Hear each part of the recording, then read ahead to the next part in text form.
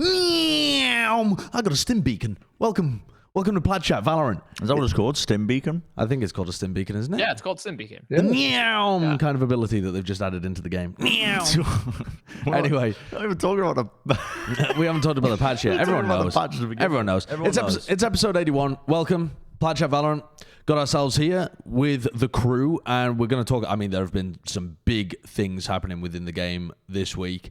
So I think, I've already started mentioning some of them. Let's head into the biggest part, the most important thing that we've got to talk about this week. Skin review. They're going to love this one. I have not seen any of these skins. I've taken a glance at the finishers, and I kind of like them. You kind of like them?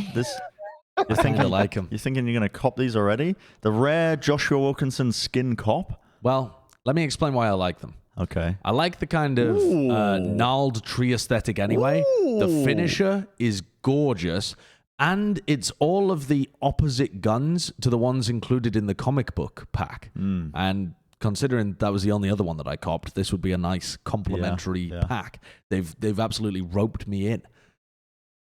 Can I see some of the different color schemes, please?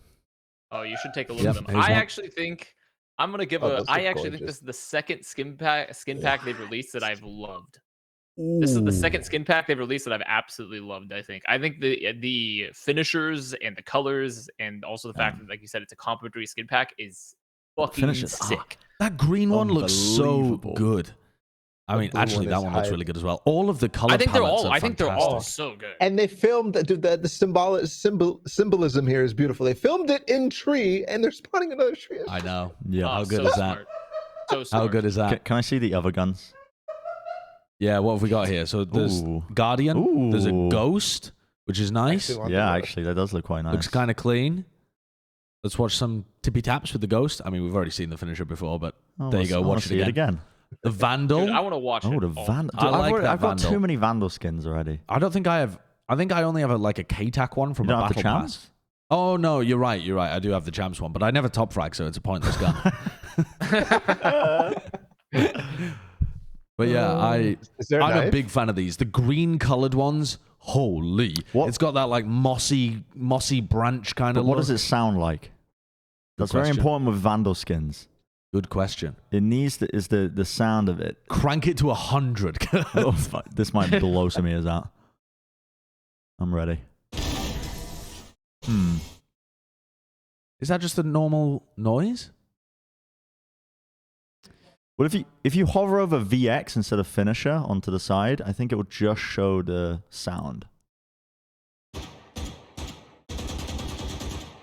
As far as I can hear, that's the normal sound. I don't know whether it's playing for the podcast. Is that different? I can't hear it, so I don't know. Is that different noise, Hold on, I'm an expert on Vandal sounds. Okay, close your eyes. Attune like a bat. Not an expert on Sky sounds, but Vandal sounds I'm good with. That's different. It's got a meteor sound. I quite like it. I quite like it. That's different. Meteor, huh? Yeah, it's got a bit of a meteor sound. All right, okay. Yeah. So you like the sound of it. It's almost like the sound designers went into the crystal caves. Can we take a look at the melee? Because it's got the melee and a martial as well, right? It's got like the... I mean, I think that looks sick. Yeah, that's really nice. That's really nice. Oh my god. I love What it. about the It's with so the good. animations? That's important for a knife. Oh, it flips. Oh. I mean, look, it even drops a couple leaves. It drops a couple leaves too as you slash. Oh, it does, yeah. You gotta rake those up. You gotta rake those up too. My dad made me rake a lot of leaves in the front yard, so that gives me PTSD a little bit. The blue does look very good. I like it. That looks good. Listen, Kurt, It's a nice looking skin pack. Kurt, put me in You for a about to cop. ask Kurt for money? Kurt, put me in. Kurt, can you spot me $70? Can I see the Put me in for a cop, a rare cop that's actually not even being that rare. Actually. This is going to be unusual, but can I see the banner and the buddy and the spray that accompanies this pack? Is that going to make the difference? Yeah, because you the can't tree. get these. Once you can only buy these with the bundle, and they don't really release old bundles often at all. Right. You're a skin collector. I did not realize. Yeah, I'm not a this skin guy- collector. this guy I actually is- don't have he's that many, You're a but I do banner regret collector. missing out on some of like the old banners and. I don't think that banner sprays. is amazing. I think I that's, love I that think that's banner. quite nice. It's all right. It I think reminds the me of banner Game is of very Thrones. nice looking. It's very pretty. I would reminds me of say the it gives Winterfell it tree. almost like a Lord of the Rings vibe, like a Minas Tirith type of thing, Yeah. you know? Like I think it kind of got that. I actually think for my second ever cop, put me down. This is my second cop on Plat Chat Wow. Valorant skin review ever.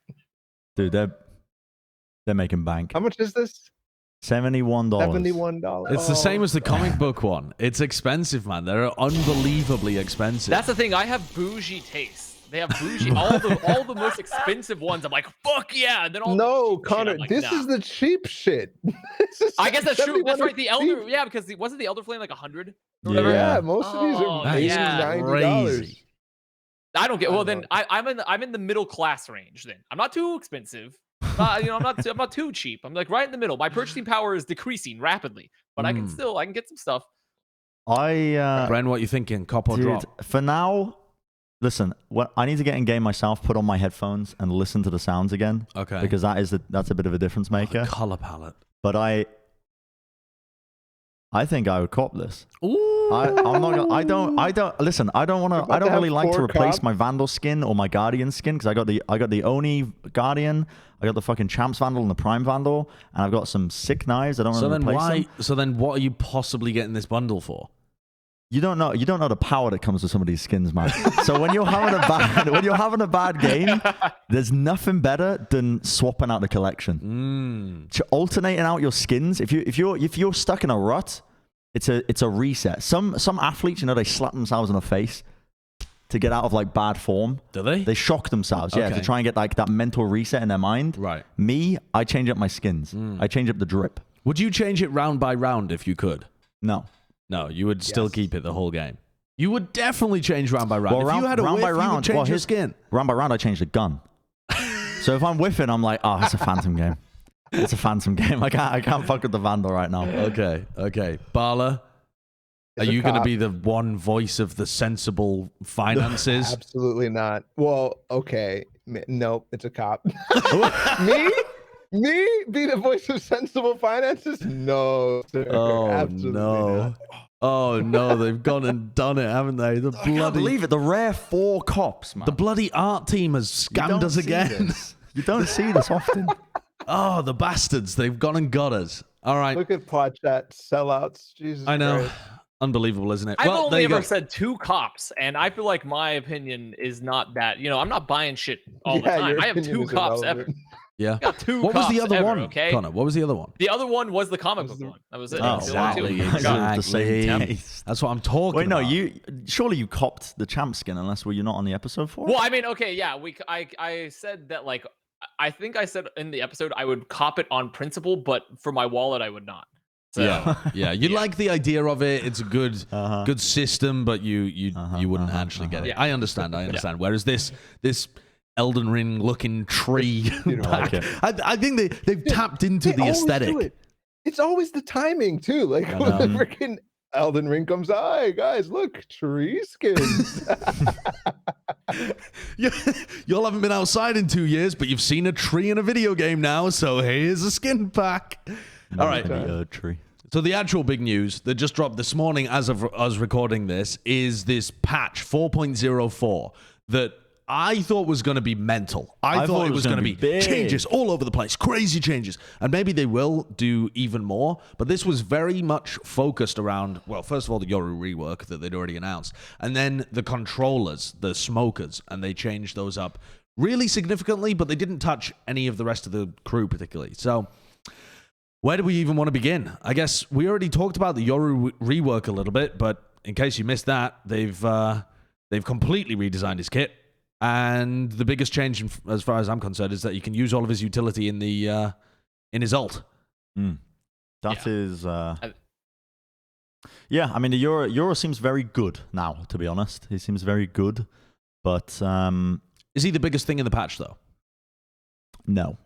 No, definitely not. Definitely not. Yeah. It's got to be Astro, right? It has to be Astro and like Brim and things like that. I The feel. biggest relevant thing, no. I mean, Yeah. he definitely has the most changes. Molly hit her. But Bodyboard the molly. What the heck? Wait a minute. Taking lessons from Lothar. What the heck? Yeah, with this, is this like a cinematic that's... I actually quite like this. I haven't seen this video. This is the, I think, the announcement for Act 2. The rework cinematic. Yeah, it's the announcement. No, it's just like Act 2. Yeah, they're just showing the changes, Right, I thought they normally only do these for like, I don't know. It's I didn't for a realize they battle did pass. this.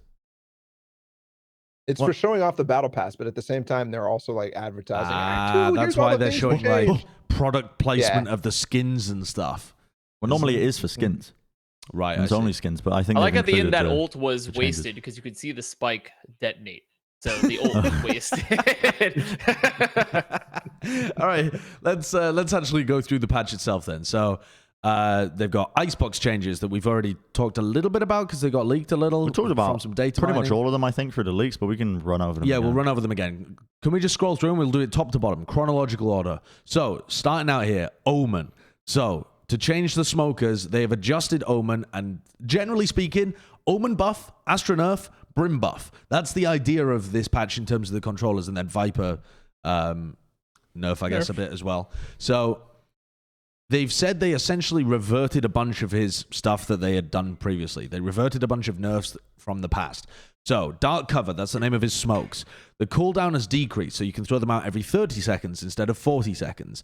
The cost has back increased to 150, and the projectile speed has increased massively by like, what is that, 2.5 times or something? To 6,400. Does anyone know what 6,400 means? No, but it's fast. It's a lot faster than it previously was. So he's just going to be more useful at being able to smoke stuff, which I think was absolutely needed to keep him up with Astra. Shrouded Step, the cost has been decreased, and you can teleport a bit quicker, and then they've tweaked Paranoia just so that it doesn't blind people who are next to you. But they haven't actually, buffed Paranoia or buffed the other parts of his kit significantly. What do you think about these changes? One thing to add, there's a bug fix way down low that is like adjusting how things get placed on the ground, and that applies to this TP. So this TP actually goes where you think it's going to go, pretty much like 95%. I was getting rolled by that. That was the most annoying. Yeah, I get rolled by it all the the time. They made a note. It's for a bunch of stuff. Sage Wall. I've had moments where be pushing split mid and I'm playing Sage and I'm trying to wall off ropes and I just wall us off. Just the wall comes forwards. I'm like, sorry guys. Just threw it around. My V. Immortal peak player, by the way. Yeah. Like they'd fixed the TP now because of that change where they'd fixed all the it's just anything placeable. It had a chance of, like, with any elevation change, of it just for some reason coming really close to you and just going where it wasn't expected. So yeah, and I think that's huge, but probably obviously not the biggest thing. Reverting his smokes to be fast and also cooldown wise, this makes him viable again on most places. But is he the best? Probably not. Still, Let me ask you this question: if this was the only buff, I'm going to keep asking this kind of question so that we untangle some of the interwoven webs here. If this was just on its own, would this make Omen viable? If the Astra nerfs hadn't happened and Brim was left untouched, would you expect to see people playing more Omen in the games, or does it need the Astra nerfs on top for him to actually be viable here? No, it needs the Astra nerfs. 100%. I mean, he would still be niche, I think, right? Like, there are certain teams that could still use him in a niche manner, like we've seen like ACEND do, probably, but Astra would probably still be the overall better pick with their kit. So definitely need the Astra nerfs. Okay, well, let's continue down a little, because the next one is Brimstone, and holy shit, hold on to your desk. The smokes have been altered, so the deploy time decreased to 1 second. He's already got really quick smokes, but now they're even faster. Oh, and interestingly, actually, just to start at the top, the devs said Brimstone is in a healthy spot overall, but he wasn't performing well in scenarios where we think he should excel. So it's like the devs thought Brimstone was fine, but he just didn't have a niche where he did super well, which I think is contradictory. Well, no, I think they think of Brim as the kind of, because the advantage he has over smokers is that there's no tell for when he's placing his smokes. Right. Whereas there is with Astra and Omen is like, whoop, whoop, it's like slow and steady with all of them. But Brim is just like, bang, slams it I down. mean, and also they his all come smokes back. last a million years, so it could. Yeah, so I think that's what they wanted in terms of his niche, right? But when it there's says to me that the developers, I mean, especially when you include the stim beacon change, where it applies a 15% speed boost to all of your teammates, like Lucio has actually been added into the game.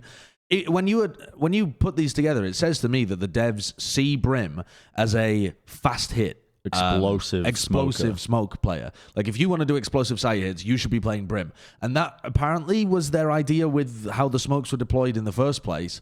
But now they've given him Lucio speed boost. They also made the smoke height change to match the other controllers. So now all of the smokes, I think, did they decrease the size of Viper so they're all the same size? Or did they just increase Brim so that they're minimum Brim? They did increase. They increased Astra smokes, but I don't know about Viper smokes. I don't know what size they were originally. I think Viper smokes were the biggest and Brim were the smallest. I thought Brims were big. No, I thought Omens were the biggest. No, Brims are small. Brims are small, but they're dense. You know. Yeah. Hard to breathe in them. Yeah. Let's talk. Wait, before we go on from the Astra change, this stim beacon change. Yeah, we have to talk about this. Holy mother of God. This is interesting. For reference, knife speed, as far as I'm aware, is 20% faster. So this is not quite running with your knife out, but pretty much. My question is, does this stack with Neon? Does this stack with other stuff? Well, is it like additive or multiplicative? Well, I don't think it's multiplicative. That would be quite ridiculous if you were multiplying the percentages. No, I mean, it should be multiplicative. It's 15% of your base movement speed. It's plus? It's not like a 15. It's not like an extra piece added onto your momentum. You used the term right. I'm dumb. However fast you move, it moves you 15% faster. If you're running around with your knife out, you'll be going. Yeah, you'll be actually flying. Dude, that's jet knives in this thing. When you already move at knife speed, and now you're 15% faster. I'm telling you, it all ties back to 7 months ago when I was talking about the Brim strategy on Haven. It can't keep going back to the caterpillar. Hiding in the smoke, not even a caterpillar, hiding in the smoke in top C. Yeah. Think about this now. Burst okay. Jett, Raze, Neon, Brim. Fuck it, throw Omen in there. But throw an Omen in there as well. Throw an Omen in there. Double smokes with the triple duelist. Okay. Hide in the smoke. Yeah. 10 seconds in. Omen flash. Stim beacon down. Jett dash into a smoke. Raze double satchel. Neon. Sprints in. Stuns back sight. No one's surviving that. No one's surviving that. We're doing that. When we next 5-stack, we're trying that comp. Oh, it's going to be horrible. Such a long pause on that between like setting up, like it was like such a there was so much dramatic effect. I had to think about the interactions at play in this scenario. The very complex interaction of throwing a stim beacon and having people run in. I mean, that's not. Yeah. What do you think this is actually going to do in terms of the meta though? Because this, to me, this stim beacon change is the biggest. Well, apart from the Astra nerfs, the biggest meta adjusting change that they've made in the entire patch, because the current meta in Valorant is that you almost always are going to be able to get some indication to use a pull without having to face check. You're going to be able to either hear them running or see the utility or hear a flash or something, and you're going to be able to pull, and you're going to be able to either separate the Jett from the rest of her team if she's dashed through, or you're going to be able to just stop the push as it happens. With this, it just feels like you're actually going to be able to get your entire team through the choke point before any counter utility is used. I feel like we're just going to go back to like Renegades pop A, pop B, flip a coin to see which site you go into kind of strat. You could still put utility, you just have to put it farther back, right? In terms of like trying to stop whatever, because that's how the timing changes. The problem, in my opinion, is the maps don't support this type of thing. I was hoping we'd never see speed boosts at a large scale because there's only one thing to take on every single map before you're at the site. And if you're speed boosting to that spot, then it just means that the fights are going to happen instantly, like even faster than they already do. And that to me is really boring. You could set especially up in conjunction with Astra nerfs, you know, which we haven't talked about yet. Like it is because it feels like to me this is something you would add to, like, we want a way to counter Astra, right? We want a way to deal with chokes and the utility that you can stop us there at a choke. So we want to literally just give us the fucking catapult through. But also we've now nerfed Astra significantly, so it's even harder to potentially hold those chokes, right? Because unless you're preemptively, as soon as you hear a footstep, right, thinking that you're gonna see a fucking stampede of wildebeest come through at warp speed. Actually, the scene Like, from Lion King. yeah, Like you're Simba, like, the side anchor. if you hear a footstep and you're like, oh shit, they're rushing, like, what are you gonna do? Like, you're playing Brim now, so you just insta pop your molly, right? Like, I that's mean, the molly like, is always going to be late against this. There's no way like, you can get there's just volume no out way. of the Brim molly. So I don't really. To me, it's one of those things where it's a classic issue of, like, we wish to make something weaker. So instead of just making it weaker, we have also now created a counter that was supposed to counter it very strong and made it weaker at the same time. So, like, I don't know. I'm a little mixed on it, but I think it's going to be really interesting. What do you think about the stim beacon being used? A lot of people are thinking about it in terms of getting through choke points. What about it being used for defensive rotations or attacking rotates as well? Because that to me seems like a massive thing that people are going to start doing as well, is if your site is getting pressured, throw down the stim beacon and your entire team's running to help flood the rotates into the site, or on attack, you have a fake and you can rotate so much faster. Definitely going to mess with the timings of people, right? I was watching a comparison video of, like, you know, non-stimmed versus stimmed, and generally you're gaining 5 seconds per stim.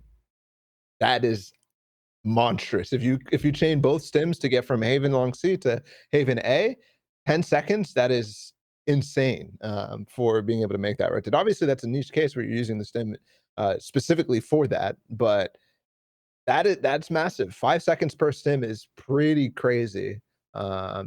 Timing wise for rotations, that's big time value. I don't know about CT side though. The problem with using it on that, this is where I was thinking about it. It was like a very attack focused ability because defenders are never grouped, right? Because they're rotating 1 by 1 or, you know, 2 by 2, two guys off of one site. Here's a good comparison video. Holy fuck, you're fast. God, this is with knife out as well. Dude, so obviously, so this is not like you're going through a choke point at this speed. But this is, hey ZP, this is There's ZP. this is like if you were rotating or something like that. This is the speed that you would be running at, which is wild. So maybe not 4 seconds. There's gonna be some cheesy I mean, shit, man. I think there is one specific defensive scenario, Balla, where this is good, and it's where you 5-stack a site on eco on defense, and you're like, oh shit, they're on the other side, and then you run really fast. You know, that's pretty much like a very specific scenario I can think of where you got your hands on Bren's playbook. I like it, bro. This is well, no, but we have seen teams go for gamble stacks, right? There are gamble stacks that occur on eco, so like I do think that is a specific instance where theoretically that could be good on defense. You know? Also, just straight up retake pops. Like once you're grouped for the retake, then you go. I could benefit with the stim beacon right now, it appears. All right, let's take a look at the astronaut. Oh, sorry. Well, I was just going to add another comment on the stim beacon. Yeah, it's a stinger buff in disguise. Yeah, five fucking sting. Imagine you're on like a half buy armor round, and you throw down a stimmy, and you've got fucking, it's not stinger, sorry, Spectre. Well, I mean, either. Either stinger or Spectre. The reason I was posing the thinking face is, do you become more inaccurate the faster you move? No. I don't think you do, right? No, it's just if you're moving. It's just a base rate. Yes. Because although actually there is a slowdown, I think different. There is like a curve for when you're slowing down. Yeah, and with your accuracy. But we're assuming then that there's no accuracy difference between full running and stim beacon full running. So the key is to keep going faster. I think so. Like, that's what I mean. Like, you keep on increasing. If you're the this speed. target, it's just, and like you're holding a one and done or something, you ain't killing somebody with a Spectre who's just holding down mouse 1. No way. Side strafing. Like this could be very dangerous for the game, is what I will say, especially in conjunction with the Astra nerfs that we're going to talk about. It's not at all neon speed, by the way. Not like I'm holding a laser beam type of speed, but yeah, I mean, I've already watched people abuse the Spectre with it, and it's busted. I mean, not busted. Like obviously, you could expect that this is about to happen because you saw him jump out of hookah with a Spectre, pinned up. You know, like you could counterplay it. Yeah, It's you not know that you're gonna die, but you just back up and it's fine. But the frenzy too, frenzy on pistol round, fucking. Yeah, that's going to be really strong. Yeah. I also feel like this is just a giant, some sort of ad campaign for AIM Labs to get high sense gamers back in the mix. You know, it's time for the high sense to return. It's like, okay, well, there's no point to track anymore. You're gonna have to deal with just flicking on an actual. Oh no, ethereal I mean ghost tracking is person. applicable here. No, it's still, but I'm running more so quickly making with the a thing if Spectre. you run or really even if you're quick, tracking somebody who's running sideways with a Spectre. Yeah, true. Okay, let's go take a look at the Astra nerfs though. So scrolling down, this is another major portion because Astra has been massively nerfed. So, you know, the devs are talking about how she needs to be nerfed in order to bring Brimstone and Omen back into the game, which is one way of doing it. The other way, people were suggesting you just massively buff Brim and Omen, but this is the kind of middle ground of trying to meet them somewhere in the middle, I guess. Max stars reduced 5 to 4. Already huge nerf. That's a massive nerf. Cooldown on retrieving a star increased from 14 seconds to 25 seconds. So if you do ridiculous. a pullback, you have to wait 25 seconds Massive again. to have that star back. That's a really massive nerf. Astras can now pick up playstars during the buy phase to refund their charge immediately. That's just a quality of life thing that I think always should have been in the game. It was kind of mad that it wasn't. And that final point doesn't even matter. It's like max distance increase to allow you to place your stars further. It's like, okay, again, quality of life. Are they planning to release like the largest map in FPS history, considering that like Astra can do it just about everywhere? Like I don't really know like what the change of that is gonna. Are we gonna be? Is that the point of the stim pack? We're gonna be running for 30 minutes otherwise. Nothing will ever beat. There was a map in 1.6 called Helm's Deep, and that shit was so fucking big. It was called Helm's Deep. It was called Helm's Deep. It was literally just a recreation, and That's everybody just amazing. hopping from the tower. Oh my There was a lot of God. Helm's Deep Incredible. recreations in a lot of games. They had them in StarCraft custom game modes. They had them in Left 4 Dead. There was custom games. Like there's a lot Helm's of the Deep. Helm's Deep. Helm's Deep sounds quite CT sided. I mean, I know it fell, but I don't think there's really like berserkers with fucking bombs in the attack side of a CS 1.6 game. All right, so there are other Astra nerfs though as well, not just in terms of the recall and her being brought down to 4 stars, but every ability now has a 45-second cooldown. If you use Gravwell, 45-second cooldown. If you use the stun, 45-second cooldown. Obviously, the smokes don't actually have 45-second cooldown as well. They also made Gravity Well smaller, so it's the same size as her smokes. And it doesn't affect people. Both the suck and the stun don't affect people underneath them, which people were doing a lot. I mean, you would do that to like put one on Jenny of Ascent, or you'd put one on top of Fracture A. Like there's tons of different spots across the maps where that is useful and is no longer applicable, and it's a little more difficult now to place those kind of stars properly. If you're thinking about like retake Fracture A, Yeah. that's actually How the hell do you clear top? a little more difficult easily? to suck that Right. normal position. So again, decent nerfs. And then the smoke I'm confused about, so I'm hoping one of you can illuminate me, because the cooldown has been increased from 14 to 25 seconds, which sounds like a massive nerf again to just her smoking ability, but it says smoke cooldowns are now sequential instead of simultaneous. Now, I don't understand words with more than 3 syllables in them, so sequential and simultaneous, I'm not getting. I think it means that it will only start regenning once they're all used. No? In League of Legends, if you use ability like this, it doesn't. All the cooldowns don't go down at the same time. So if you use 2 stars at the same time, it will cool down one and then the other for the Nebula, if that makes sense. If you use Nebula, So I mean, that's, okay, that's I like see. Omen then. rather than both at the Rather same than time. both at the same time. But am I? Well, that's also is that how humongous, Astra right? used to work? No. Yeah, so, yeah, she used to work where it was like, if you used both your smokes at the same time, they both come up at the same time. Both I actually- cooldowns of it. I genuinely they didn't would- know it worked different to Omen. I thought it worked the same as Omen.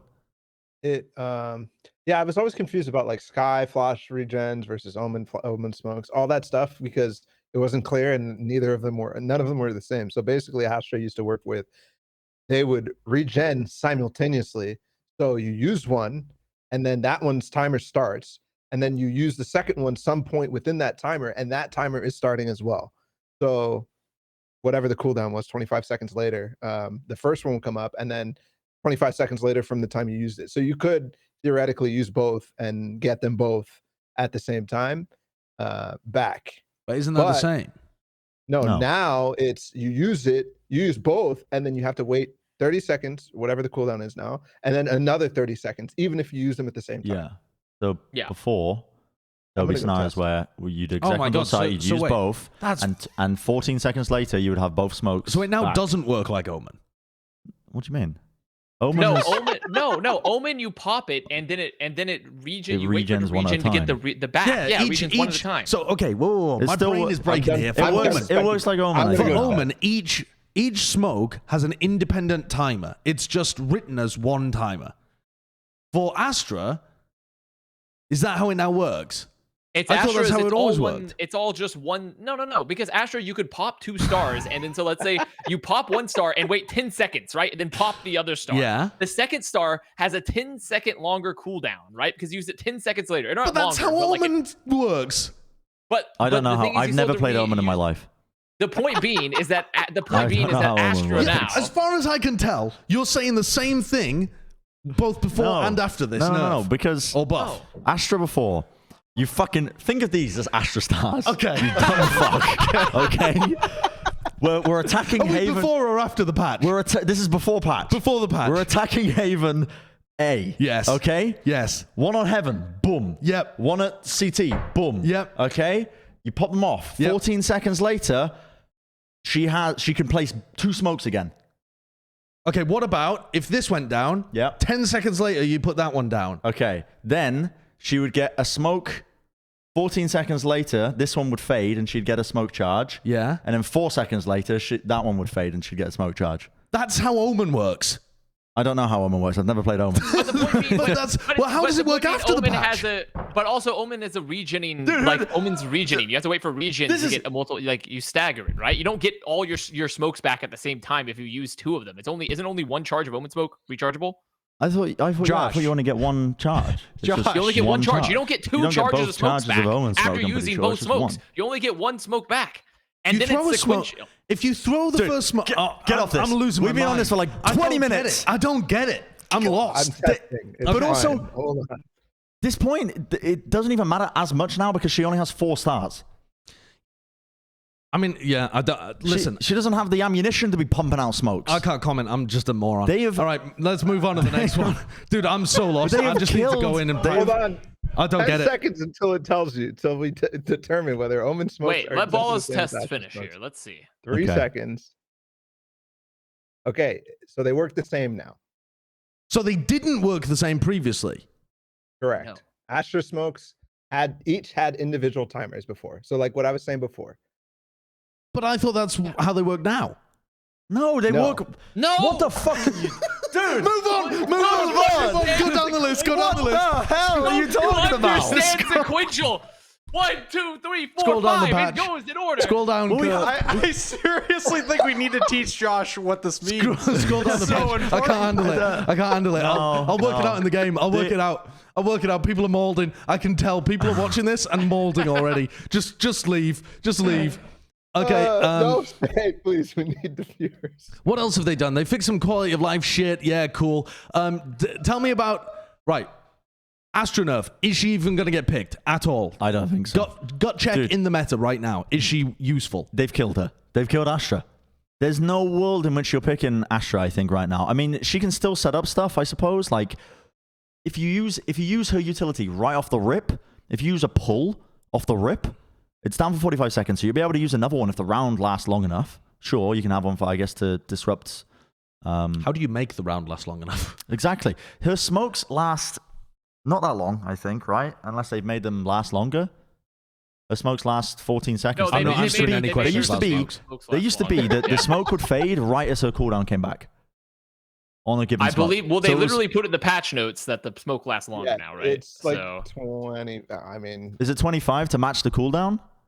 It's slightly less than the cooldown. It can't be 25 seconds. Brim smokes are 20 seconds. There's no way that would be ridiculous. 25. Anyway, my point is that this is a lot. They've reduced the effectiveness of not only the pull and the stun in terms of the elevation of it. They've reduced the radius of it. They've reduced her stars. They've made it more punishing if you try to pull back your star to play reactive with her. They've across the board completely gutted her. I cannot see her getting much play time. I can see teams still playing her initially once the patch is in pro play, because again, they've been playing with Astra for months and months and months. So you're not going to see that transition period probably immediately. But I just don't think she's effective now compared to the other controllers.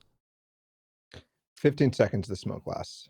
And I think that is actually a major problem with every single timing thing that they've done now. It makes it so that there are so many gaps to abuse. And that was the whole way to play around Astra in the first place, was finding the timing gaps between when she doesn't have a grab well or a stun at the same time, and also when there's a smoke down. And because everything is so long now, it's impossible to play in the framework of everything else going on in the game. I think like an ideal Astra player is probably still going to be able to pull off Astra, but there are no ideal Astra players out there, and the game doesn't ever play ideally anyways, if that makes any sense. I just want to say, she needed nerfs, she needed changes. Yeah. But I think this is a bit too heavy-handed, because my thought process of where you would go with an Astra nerf is make it so that instead of having it so that the gravity well, which is like one of the strongest abilities in pro play in terms of setting up stuff. Like you see teams use it all the time at the start of rounds, and they get it back multiple times. My thought process would be make it so that you get a singular charge per round. And so that might end up being kind of what this... I think this is going to feel like it, but they've also reduced her stars. They've made it more... There's a big time difference now in terms of picking them up. The radius is reduced on them. What else have they nerfed on her as well? On top of that, I mean, the smokes as well. It's top to bottom. They've nerfed almost every single aspect of her kit, except from her ultimate. And now it's like, before she was kind of like the jack of all trades, where she added so much utility compared to other controllers that you had to run her. And I felt like you only needed to bring back that kind of like either the utility aspect that she added, or maybe the value of her smokes, and then you could see the other controllers come in. But they've changed everything across the board, which I think is really heavy-handed. But also the community was crying for Astra nerfs for some reason. I don't know why. I actually really like watching Astra in pro play. I think I'm like a minority in that regard. I think it's cool to see teams cook up set plays of Astra utility in the way that top Astra players can just absolutely fundamentally outplay people when anchoring. I think that's fucking sick. But yeah, I don't know if we're going to be seeing it as much. I think overall she was probably a little too gutted, but I would have liked also to put her like, for all controllers you need to obviously have smokes, right? But I would have liked if you made her smokes weaker, and also reduced the number of charges and like the ability to reposition her stars, and nerfed like her pull and her stun a bit, but made her sort of pushed her into a role where she's more of a space taker controller, like in terms of like using her pull and her stun to set up your team, and she has less overall utility to smoke areas, right? Like comparatively to Omen and Brim, like, because the things for I think she has a really cool...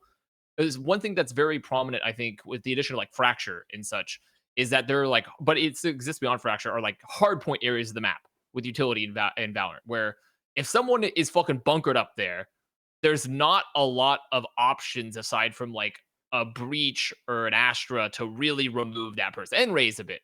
But also those are all sort of enabled by them working together. And if you remove the ability for Astra to synergize with those agents a bit, it becomes harder to like remove those hardpoint areas. So I think it would be cool if she remained as like, we're going to use you as a combo agent that's a controller still. You have smokes, but your smokes are a lot weaker than like Brimstone or Omen or even Viper. And you're more so like a way for your team to take space using your synergies. I think that would have been an interesting way to take that's an interesting idea. her as an agent, because then she has a defined like role, and she can still smoke things obviously, but her smokes are just way worse than everyone else's. And really what you need to be using Astra for is taking space, either aggressively like on defense or aggressively on offense, you know?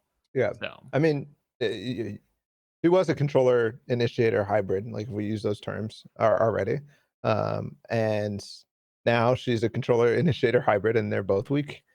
So yeah, she doesn't do anything in her role. In my opinion, that's how it's going to be. I still think that good Astras can still get value out of her in a similar way to how good Omens could get value out of Omen even before. But bad Astra players, and I think that's the majority of players who played Astra, are going to be trash with this agent. They're not going to have any fun anymore. Yeah, that's going to be me. But I'm just going to play Omen anyway. All right, what's the next thing on the list here? It's Viper. So they did change some Viper stuff too. They've made it less...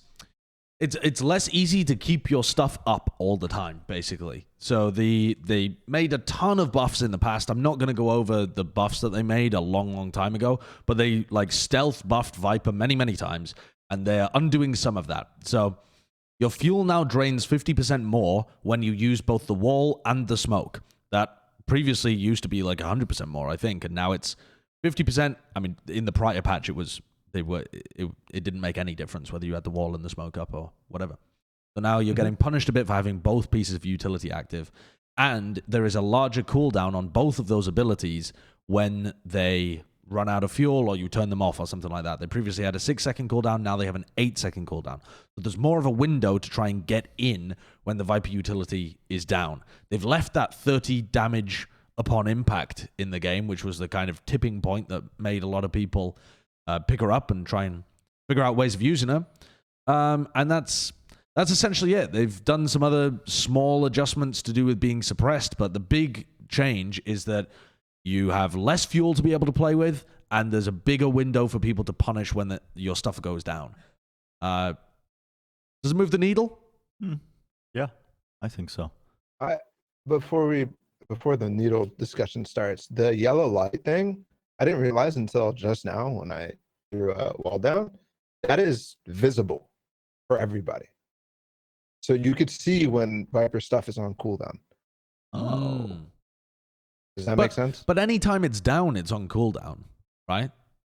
Yeah, they just made it more... No, well, no, because because no, it's not. at the beginning, Anytime anytime it point. goes down, it's on cooldown is what I meant. But yeah, anytime it's just inactive, Yes. doesn't necessarily mean it's on cooldown. So yeah, it does give you some pretty decent indication visually. Yeah, that's a pretty big change. Yeah, that's a big change, actually.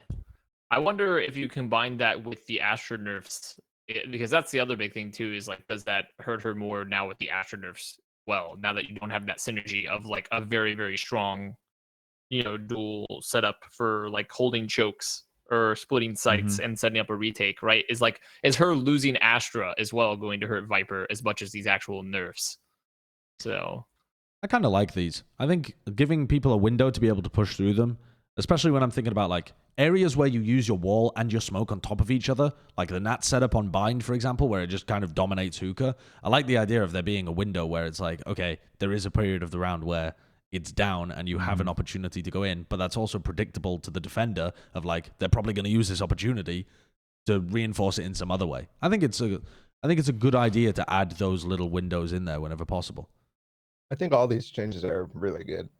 Like just in combination, all of them combined make it so that the annoying parts of Viper, like for example, when you're trying to get through a choke and there's the orb on it, and then as the orb goes down, you throw a molly, and then you throw another molly, and then the orb comes back up, and that's like 30 seconds gone in the round. When you wanted to approach this choke, that's not as possible anymore. And also, I love the aspect of Viper, specifically the wall, being overloaded because she's trying to block too many things at the same time. And that to me is really cool, because then the Viper has to make that decision. Do I use this so that it blocks both hookah and long, or am I just using it to block one thing at the same time? I think that's really nice. Yeah. Are there more changes after the Viper change? Yeah. Yes, there was Icebox changes. Icebox changes. Yeah. The orb changes. Oh, we'll take a short break. All right, our internet's fixed. Connor's off screen, but we'll pull him back on. Whoa, there he is. And let's continue down through the patch. We've spent a while talking about this now, so we're kind of going to breeze through Yoru. We've already talked about a lot of him too. Is there anything specific with Yoru you think changes the way that you thought about this character, for example, or the patch, like the rest of the changes influence how he would be used? I think that I think specifically because of the Stim Pack edition, the Stim Beacon edition for Brim and the Astro Nerfs, the Yoru invisible util usage to burst onto a site, I don't even know where to begin with that anymore. Like imagine like the Yoru's behind enemy lines, throws flash, then 4 people sprint through a choke at warp speed.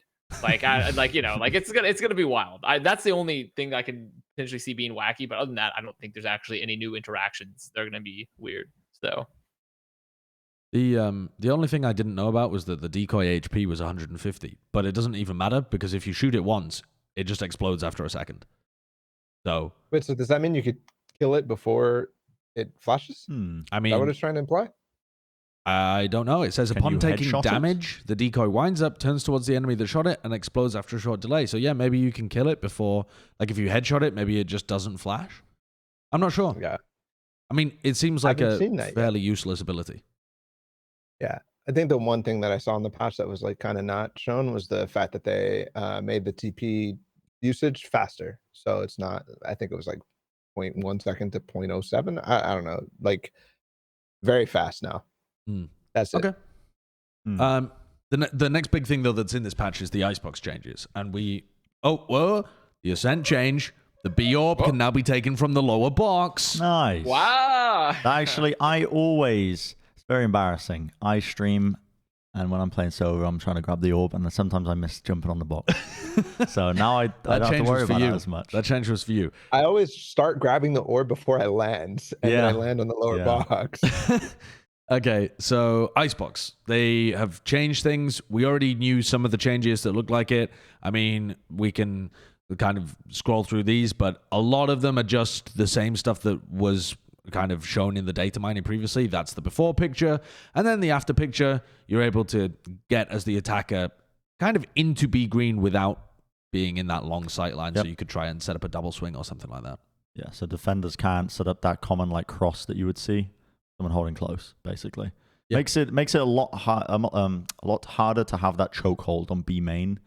And I mean, we've all been there. You're playing Icebox, playing ranked. Your team, for some reason, has decided you don't need a Sova on Icebox. And B is just inaccessible for the entire game. So sure.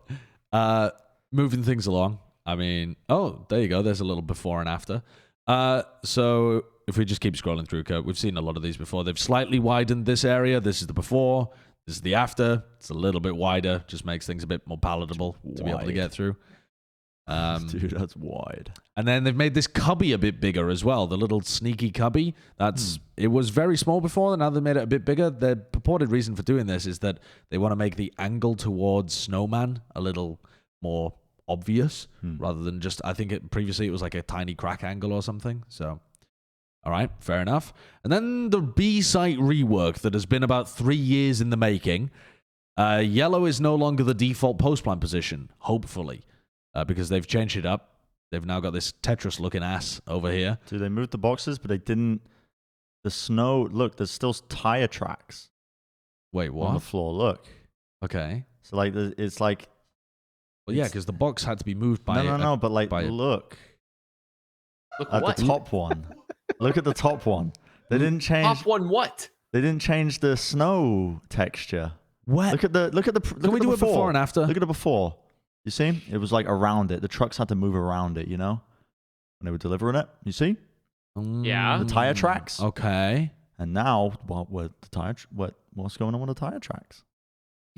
Right. So that's the most important thing that Bren has to say. Well, couldn't they have just like pushed the box towards the edge of the tire tracks or something? Like, what happens if it was just like a forklift moment? I shouldn't have got us on this. We've already been on this patch for almost an hour. I should not have got us on this tangent. The actual site rework itself is the most interesting part, I think, because we had some idea of what it was going to look like, and now it's been confirmed.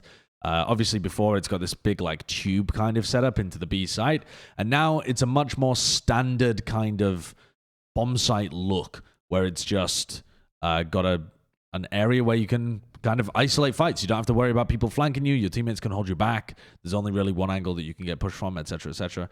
And the actual plant positions have been moved further out so that you can plant still in cover. If you look there, you can't plant like outside of the area of the square, but now the square extends so that you could like tuck yourself around the corner. Yeah, they got rid of that big default box as well. But now the actual wall itself acts a bit like that box. Yeah, there's no reason for the default box now anymore because they've already established a new sage wall positioning. Everyone's been MS painting it up on Twitter of like, here's gonna be the Viper Ball on the Sage Wall to allow you to plant, and you put the Sage Wall now in the new cubby, and that way you can do it there. You don't need the box in. They've also, if you take a look at the difference before and after with these pictures, that left choke point is much smaller and now correlates to the size of a smoke.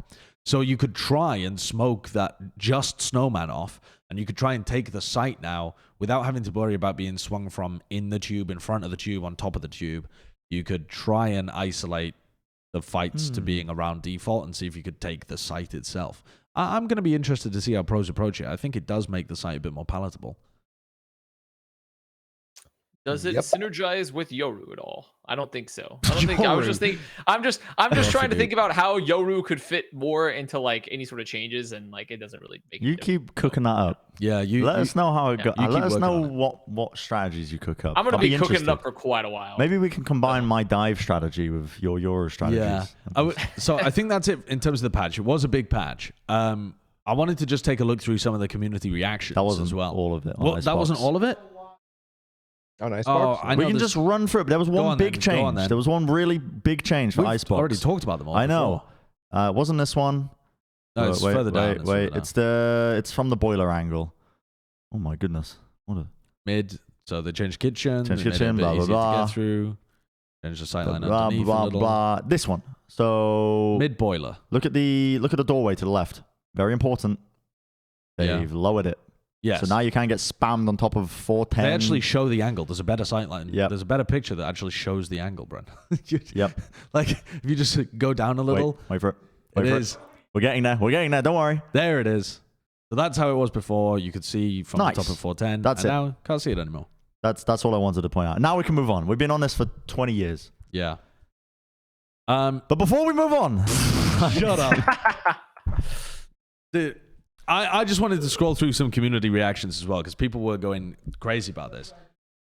Yeah. Throw us on to the next topic and just pull up some of the tweets. I just want to ask you guys, generally speaking, are you excited about the patch overall? And do you think that it'll push the pro meta in a good direction? I think there was a real range of perspectives there. Balla, you nodded at the first question and shook your head at the second. You like the change, but you think it's bad for pro play? It's not terrible, but I just don't think that it's good. I don't think that it's changing the meta in any significant way. Sure, we're probably going to see less Astra, but I'm not sold on whether that's going to be more fun or more exciting or more competitive at all. Can we have a look at some of these tweets, Kurt? I just want to pull through them. I mean, Zeke said, finally an exciting meta coming to Valorant. Duelist player perspective. Actually, though, yeah. Duelist player's perspective. Also, the one team that does not play Astra on every single map. I know. Actual brim daddies. There was a ton of tweets from earlier, though, that I just went through. Def says, smoke changes are great. The game might actually become a little quicker and bursty again. Icebox B actually looks like a bomb site. Yoru still shite. He just had to throw that one in there at the end. Great update. Like he didn't want Yoru to be good. Yoru's still shite. Great update. He just didn't want him to be improved at all. I don't think that, inherently with the changes, right? I guess it depends on what your goal is too. Like we've had the same meta, it feels, for what, like a year now or something? Like it feels like a long time. With Astra. Like, it feels like it's been no, I think a year. I don't think it's been exactly a year. It's been kind of close, though, because it was right before Reykjavik, wasn't it? The Astra got implemented. Yeah. So sort of the synergies and Astra dominance has existed around-ish a year, And in gamer brain time, that might as well be a year, even if it's not exactly a year. So I feel like it depends on your goal on balance, because like some people are like, well, the goal of balance should be perfectly balanced, right? And I tend to agree, yes, but also the goal of balance sometimes should just be to move the game in a different direction, to not be the exact same for a period of time. So is it going to be the best changes ever? I don't know. Is it going to be different? Yes, it will be different. Yeah. There was some people that weren't, Mixwell tweeted Brimstone in Euro meta was finally here. I think there was one from Defo as well that just said something like, oh yeah, Avova's like rip Astra. And Defo said, dog shit meta coming. Dog shit meta. Dog shit meta average fucking Viper abuser. I mean, that's Defo and Gambit, the 5-head team, just loving playing their defensive setups. Just dogshit metas coming to you. What were some of the other ones as well? Oh, Mike with an early reaction saying that Brim and Astra are going to be better than Omen. God, I hope not. I like playing Omen. He's created an equation. What is this? Brim equals Astra greater than Omen. Astra greater than Omen. I think he's just talking equivalencies. Cooldown. That's what he's talking about. Like Brim and Astra are both going to be good, and Omen's going to be a bit worse. I think is his point. But I find it hard to believe that Omen is going to be really that much worse than Astra currently. You know, it seems hard to believe, but I know. I think there's so many setups you can make around the Paranoia that people have forgotten about. But like before people made all of the setups around AstraSuck, Paranoia was one of those huge tools that like you retook an area or took an area or like, whatever. What else was there? Oh, yeah, here's from Link. This is a prediction for the future. Astra has been over-nerfed into oblivion, 0% pick rate incoming, and a buff to make her a Chad again. The future had been predicted? I think he means has been predicted, but there you go. Do you think we're going to see any reactionary counter buffs after this? Or like big swings as community reaction goes crazy? In about, if I was to estimate, maybe like 3 months. 3 months. So like 3 months. I mean, that's taken us almost to the beginning of stage 2 beginning of the next something. Episode. Astra will be buffed. Oh, I think. Okay. And then Vanity with the sensible take. These changes will probably lead to different smoke agents being viable on different maps. None of them are insanely better than others. Now we just need to nerf Silver and Jett. Now that's a thinking man. Yeah. That's a thinking man. I really was thinking there would be some at least Jett nerfs in this. I can't believe they made Jett more powerful in this by giving her a fucking stim. Throw out the frisbee. Also, like a lot of the counterplay to Jett removed from Astra. Yeah. You know? It is mad, isn't it? Didn't they like tease the patch by saying like no agent is safe? No agent is safe. Even you, Jett. But no, a lot of them were safe. Did they say that this entire episode will be maybe like, I don't know to healing the game, or is it I thought just they said this the act was. I thought it was just the act. Fuck. I don't want to. I'm not sure. Yeah, I don't know. I'm not sure. And then MC, Coach of the Guard, says, also really love that one of the biggest counters to Jett play in the game got nerfed, but Jett still has massive advantages to every agent in the game. Whack! Yeah. Which I agree with. Where's the Jett nerfs? Riot? Let's talk about competitive Valorant, shall we? Instead of just the patch. Yeah, generally speaking, I think so. Okay. Okay. Let's start with EMEA. Whoa, big twist. Normally, we start with North America, but we actually missed some EMEA news this week, so let's catch up on that. Mixwell played the old Uno reverse card. Haha! Only kidding. He's back on the roster, and keloqz is benched again. It's really funny to watch the teams that did well at First Strike. I mean, G2, I guess, didn't even do that well at First Strike, but you know, the old school teams just having all of these roster shuffles as they try and figure out how the fuck to stay relevant. Yeah. What the hell is going on here? It feels like Carlos's carousel. I think we've just entered. I think it's just medieval aristocracy could never, in terms of the power struggles. They could never. They just. I mean, because I feel like that's inherently what we're dealing with here, along with like the team dynamics. Because like players on the team, like Nukia, have talked about it. How, you know, they didn't feel like keloqz was a great teammate in the past, but he's like very talented. And then they said like, oh, well, he's fixed it. But then it's clear that Mixwell is obviously still near and dear to like the identity of G2, I think, at least in Carlos's mind, in my opinion.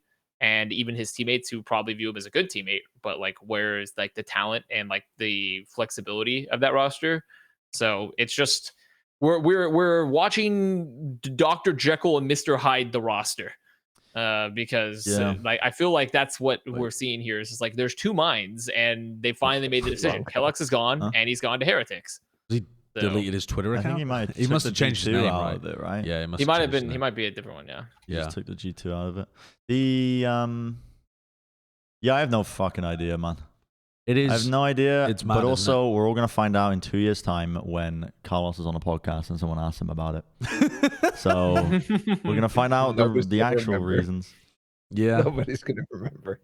keloqz went to team, like he got transferred, I think, as well. The Heretics. So he's just like never coming back, which is sad because I wanted to see it one more time. I also think that G2 is genuinely better when keloqz is playing. Like no matter what out of game was happening, at least so far in this stage, the two versions, the one with Mixwell and the one where they were picking Fracture and Mixwell was IGLing, was trash. The one that Nuki was IGLing and keloqz is playing was much better. Even though keloqz actually wasn't performing better on Jett as Mixwell, I think just he had more impact because, like stats wise, I think he had more impact in the game because the rounds that he actually fragged out on were crazy good value. I think G2 is in one of those spots where the org needs to hit the reset button on the roster. There's so many parts to untangle here. It would be so much easier to fix and make a top competitor, because that's what they want, right? G2 from the very beginning in EMEA Valorant have been willing to spend the money, get the big players, but they need results to justify that. And the team doesn't have those results. I mean, sure, they did fairly well. They beat Sentinels, etc. at Berlin, but they didn't have a good 2021, and it doesn't look like they're set up to have a great 2022 either. I think the core of Nuki and Avova is excellent. Hoodie looks like he's got some serious potential, but the roles are a mess. The IGLing is a mess. The ability to like add new pieces in is always complicated by the previous people that you've left still on the team. It just doesn't make any sense to me. And I think they need to hit the reset button, not in terms of everybody, but I think at least resetting the roles, trying to pick up, start from the basics, try and pick up a really solid IGL, try and add the Nuki and Avova to that and try and build out your pieces from there. I think they're one of those teams where they're almost in the 100 Thieves situation where it would be better for them to bomb out of the tournament right now and try and fix things for stage 2. I don't disagree. I think you're onto something there. Well done. I mean, excellent. Thank you for the really interesting Would you want a debate? discussion. No, not a debate. I don't need a debate. I just want to hear, are there any other points of view on that? Do you feel like this roster deserves any longer? Do you think that they have the ability to do anything No strong opinions. with these people, with these players? I think someone had to go, and they've chosen. I think that was like really it. Like eventually you have to. Do you mean someone had to go for Mixwell to come back? Like it's an inevitability? Like he's a boomerang I player? think someone had. I think so. Yeah, I mean, I think someone had to go. Like they had clearly a choice of like it was clearly the split here between like where does Mixwell fit in the roster and where does keloqz fit in the roster here, right? Because keloqz is on the traditional Mixwell roles, and then Mixwell tried Sentinels, and they're like, we don't know if this is the play, and like we much prefer to keep keloqz on Duelist. But like then they had issues with keloqz, so like someone here had to make a choice at some point. That's really what we're hearing. There's like sometimes rosters have to make a choice and proceed from there of like which way they're going. You can't remain split on two players forever. You have to just you have to shit or get off the pot, one of the two. So and they chose that did they choose to shit or get off the pot? I would say in this case, it's a definite turd situation potentially, but like. But either way, like they made their choice, and I think now they can progress as a roster. If they're like, okay, we chosen Mixwell, and even if that doesn't necessarily end up being the right choice, there can at least be definitive moves going forward based around this roster because they know what the roster is going to be. You're not suddenly going to sub in keloqz again, right? Like now you can just like, okay, this is our roster, this is our current framework. It's been simplified for them somewhat. And they're 2-0, right? Sorry, what? They're 2-0 right now, right? 2-0, or did they lose the first week? I can't even remember. I thought they lost the first week. I think they're 1-1. Oh yeah. They lost to Fnatic. Right? They beat SMB. Yeah, I don't know if this team is going to make playoffs, especially with Mixwell. I personally think they should have sold Mixwell and got somebody good with that money or trade or whatever, because I just don't think he is what G2 needs. I don't think he's even what some top team needs at this point. I think not that he's washed, but I don't think that he can compete with the levels of the other teams at the highest level here. That's just that is what I believe is reality. It could be bullshit, but my I'll say real quick, my biggest issue is, like you said, with the roles being a mess. And I think a big part of that is this kind of musical chairs with them putting Mixwell in and out and keloqz leaving and Mixwell playing Jett and then playing initiators for them in the past, and chopping and changing the roles all the time. That's the biggest issue I see with this. I mean, Mixwell's a good player, but solidification of the roles, I think, is required for you to be able to progress as a roster, actually have a further ceiling as a team. Well, the EMEA games got postponed this week, so we don't have any matches to look over in that sense. It got postponed due to the war that's happening in Ukraine right now. So that's part of the reason that EMEA's got nothing going on currently. There's also some wild stuff happening over with Counter-Strike, with Blast cancelling, or not cancelling rather, but not allowing the Russian organizations to play within the event as well. So Lord knows what's going to continue. I don't know. You guys had some concerns about how it might apply to Valorant too. I've been following the news as well, but it just changed on a day-to-day basis. Like we might be talking about this now from one thing, but news might come out when the episode is released for it to change. But I think Riot is in a bit of a sticky situation in terms of just how they plan for the future tournaments, like in general, because of the sanctions being placed on Russia. And just obviously the situation in Ukraine, there's a lot of Ukrainian players, and people based in Ukraine as well, who are heavily affected by this.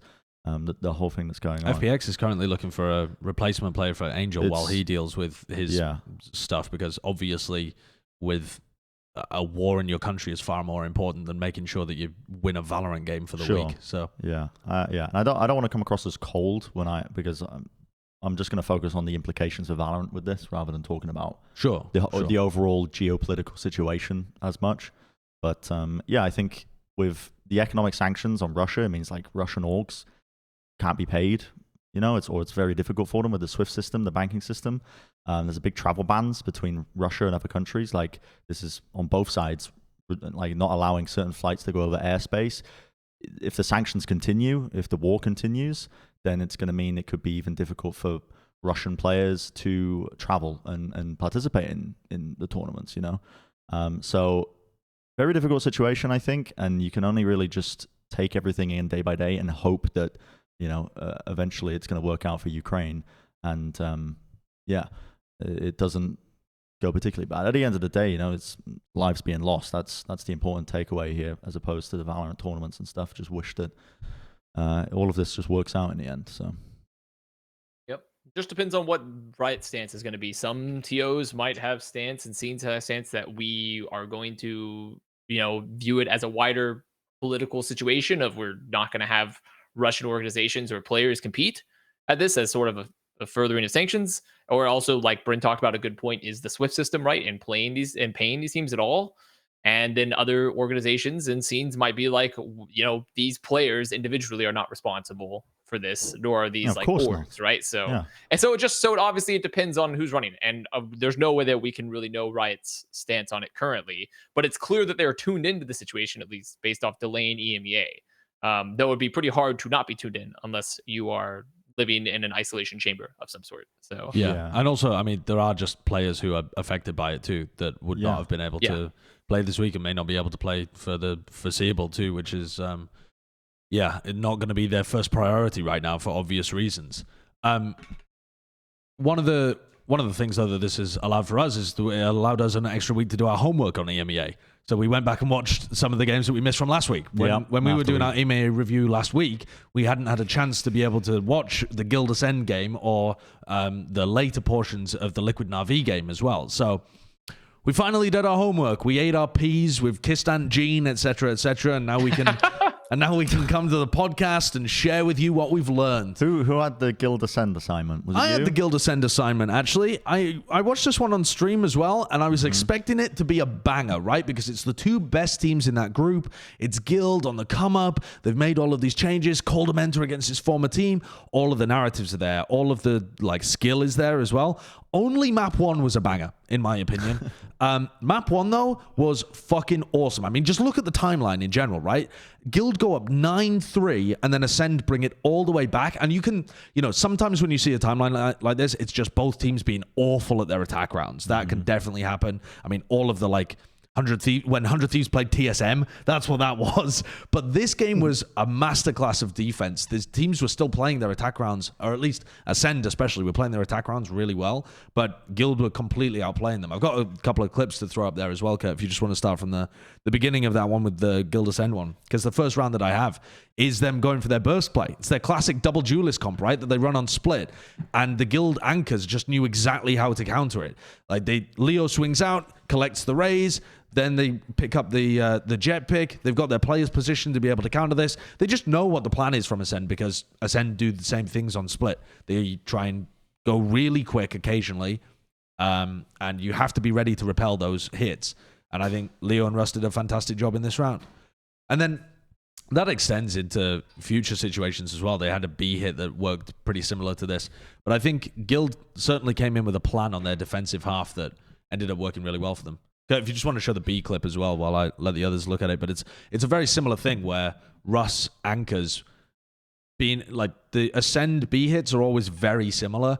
You know, you'll have Zeke come out with the blast pack and the raise ult. You don't know exactly where he goes, but you always know there's this paranoia coming down the other side. And so Russ flashes one side, gets close, knows he's going to get paranoid, picks off the other player because he's playing at close range because he's got near sight. It's just like really good awareness of how to navigate around the utility that Ascend are going to be throwing, and then Trex is in that case as well. But I thought this defensive half was fantastic by Guild. They just couldn't hold up on the other side of the map because Ascend are the best team in the world at defense side split, in my opinion, with this weird comp. It's fucking crazy. I still, even with all that, I still feel like Ascend was having the same problems that they had in week number 1 against SMB, was it? They just seem a little disjointed right now, where players are maybe feeling a little bit more individually free or whatnot. It definitely felt like there was mistakes being made that they weren't always making during champions or even their run to get to Masters Berlin in the first place. And I think that is a problem, but still they're obviously going to make it out of the group, even with the level of play that they showed. I also thought CNED was kind of off, and obviously down the line on Breeze and whatnot, I like and Fracture, he was just really obviously off because he was playing a different agent, but that could be a problem as well. That's it. Well, I want to show a couple of clips from Breeze and Fracture too, because when I said the first map was a banger, it was really good. I mean, one final clip actually, Kurt, from a split, just to show you guys how nice it was. Round 15 is their bonus round, and it's like these are the reasons why their split defense is so good, because they have these like fantastic retake setups with the Omen and this kind of stuff. They lose B main control and they go for a re-clear, so they like throw this, throw the slow, throw the nade. bongAlien throws a one-way. He has 6 one-ways, by the way, that he throws on this defense side, which is just fucking crazy for getting value out of the Omen. So he throws a one-way down in mid. Then they lose B main control, okay? They don't hear anything in mid, all right? We have an opportunity here to re-clear B main because there's no pressure coming through from mid. So they group up and they go for Paranoia, Boombot, and another one-way. And they just, Boombot takes contact, immediate Paranoia comes through, and the one-way just isolates this player. They kill them. The other players try and swing. You see their legs through the one-way. They get destroyed. There's the slow. How do you fight that? You're dead. Goodbye. And it was this kind of stuff where the bongAlien one-ways and the bongAlien Paranoia comboed with their ability to like re-clear areas. They just have such a good idea of like these little combo plays to re-clear areas of the map, and other teams don't know how to fight into it. Especially because it's unusual. If you don't scrim against this comp, how the hell are you going to how do you even think in your brain when you go into a round what they could potentially be doing or cooking up? It's not even just scrimming against this comp. bongAlien, he's unique. You watch G2 play, and every once in a while they throw a similar one-way out, but they don't have the same level of backing at all. It's just like he has a lot of different looks, and that's what I liked about him before Champions. So but okay, then you get to Breeze and Fracture. And this is where things go for Ascend, because their Breeze gameplay, they ran the zero duelist comp. And while I theoretically didn't mind the zero duelist comp with like Chamber and KO and that kind of stuff on this map and the double controller, the more I watch it, the less I like it. It just doesn't have the gusto you need to get into sites. It doesn't have the defensive pressure that you can put on with the Jett. I mean, Round 8 is a good example where they just try to be split and there's no ability to get through the choke points at all. They've got a lot of, utility and stuff. They flash, they knife, but I mean, watch how lethargic the Ascend players are at actually being able to get in here. They're just stuck in the B main choke, and then they're getting tagged by a cam, and they're getting thrown utility out, and they just can't move into the site. They can't scale. They can't take any space. And so they end up just getting stuck in no man's land, and the rotates have already come through. It was this kind of stuff happening quite a lot on their attack side. And then you've got Guild just being able to attack when Safe was playing incredibly well on the Jett. And you've got, like, if Safe is pushing on defense, and then Safe is making space for them on attack, and he's having huge impact on the Jett roll, CNED can't match that. He can't match that same level of impact when he's playing Chamber. You just can't do the same stuff with the space. I mean, look how much space... Safe ends up dying here, actually, to the molly anyway, but he's able to get in, make some space for them. They take it with the Viper's Pit, etc. So they had a bunch of rounds like this where Safe was just able to go in, make space for them, got a ton of kills, popped off, looked a lot better than he did the week before. I'm gonna be honest, I haven't had a chance to watch Guild Ascend, so I don't have a ton Not again, of stuff. Appreciate I that. don't have a ton. Well, that's just how it is. Okay, well then, if you haven't watched this match, what do you think? I'm just going to get your completely unbiased take on their fracture comp. Throw out round 4 for me, please, Kurt, and just tell me what you think about Starzo playing Jett instead of CNED and playing the Brim on this map, Connor. I did hear that Starzo was playing Jett. Yep. And what was the rest of the comp? Let me look on the VLR page. So it was crack comp. It was crack comp. So Bone Cold on Brim, sure. Zeke on Viper. Okay. He's with the Breach, the Starzo Jett, and the CNED Chamber. Yeah. If you rewind this round as well, Starzo goes in, and actually I thought that Starzo played the Jett pretty fine on this, but Starzo goes in. They don't com that the rest of the team just got fault lined, I guess. And Starzo's not what they're holding the orb, but Starzo doesn't turn around to watch his back, and then Bonko goes for a swing without the flash, and then the 2 players are dead, and then they flash peek. It's like horribly uncoordinated. It looks like they've never practiced.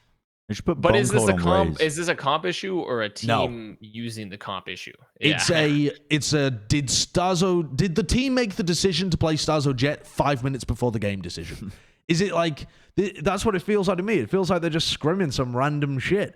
They're not coordinated in the slightest. They have some basic idea of what they want to do in the round. I mean, also, for God's sake, show round 8, Kurt. This is just monstrously sloppy from them as well. They try and send Starzo in. He goes for a dash fake play in A halls. So, right, the game plan is here. Let's flash, dash, okay? He's in halls. Starzo's in, manages to get 1 kill, ends up getting traded, but it's a fake, right? They're actually splitting B. And then the B split is so badly coordinated that it's horrendous. They're trying to get in through stairs, but they get sucked. And then the players in arcade don't have any ability to put pressure on Russ. They don't wait for the players at stairs to take any space. And so Coldamentic could just face forwards, kills them while the others haven't even got into the site. Man. There's no timing involved. There's no utility pressure into tower. The fake didn't even, like, the timing's off. It's just... I don't get it. I don't get it. Yeah, that's pretty bad. It feels like Fracture should be an instaban for Ascend, and Haven is already their instaban. So they have like 2 maps where they're maybe the best in the world, and 2 maps that should be instabans. This team is gonna be need to find a comp to work, weird situation. Because it's pretty pathetic. I mean, not running there's the also... raise. I didn't mean to interrupt. I'm just spitballing my ideas off the rip. You were just wondering where the raise was at. Where the raise at? Well, but also I don't think who plays the raise here for Ascend. I mean, it would be Zeke. I think it has to be Zeke, but then they want to play the double controller, but Bonko doesn't play Astra, so they're going to play the Brim. I feel like they'd be more well suited to like an old Gambit-esque snowbally comp. What about this though? Zeke plays Raze, Bonko plays Viper, Starzo plays Astra. Starzo's already played Astra before and was looking really good at it.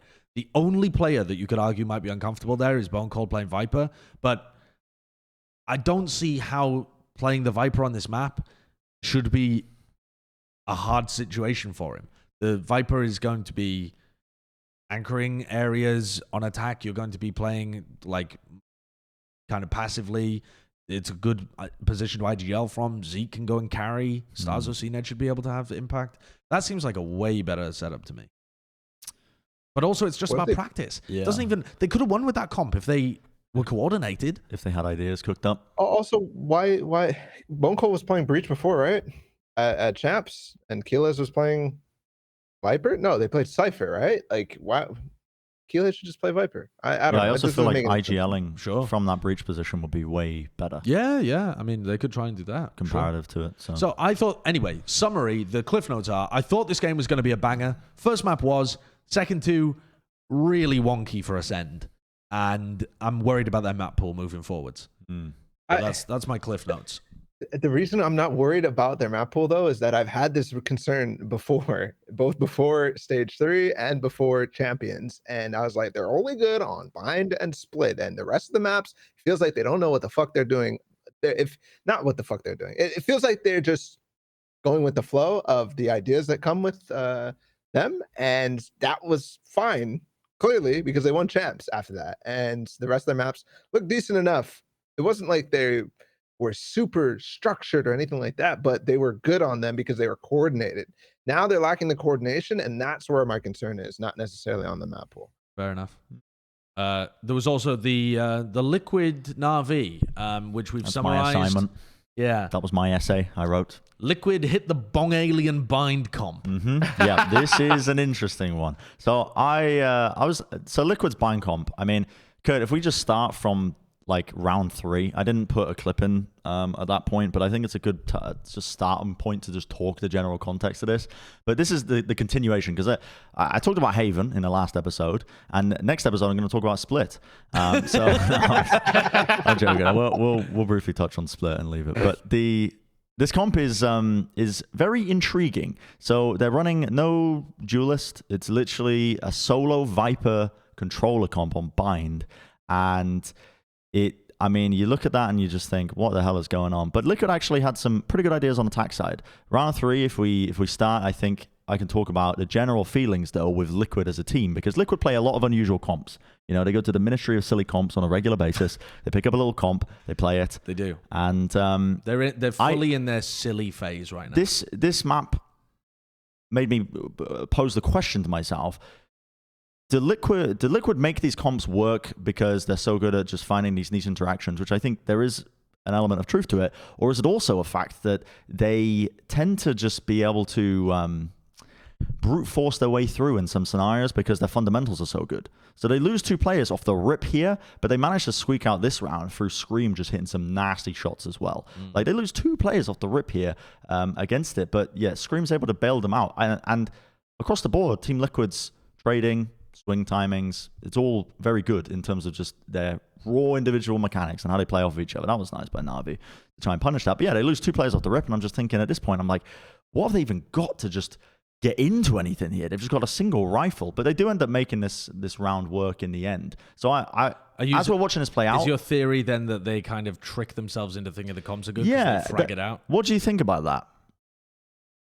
I think that's a very plausible idea, because too many people attribute that like coaches or players are the watcher and sifting through all the dimensions to figure out the ideal game strategy, when the reality is sometimes you pick something because you like it and then you do well on it, even though you really shouldn't have done that well, and then you're like, this comp fucking owns, and then you stick with it. You know, like, I think that's kind of how a lot of esports works, not just a Valorant thing either. Like, a lot of games where there is compositions and like determining what you want to play, sometimes it just works because you're really good and you're like, this is amazing. When in reality, it's not actually the comp. It's just, you're just really good at the game. So. Because when I was watching this, there were moments of that, but also I don't want to detract away from Liquid too much, because they did have good ideas with the comp that they were running.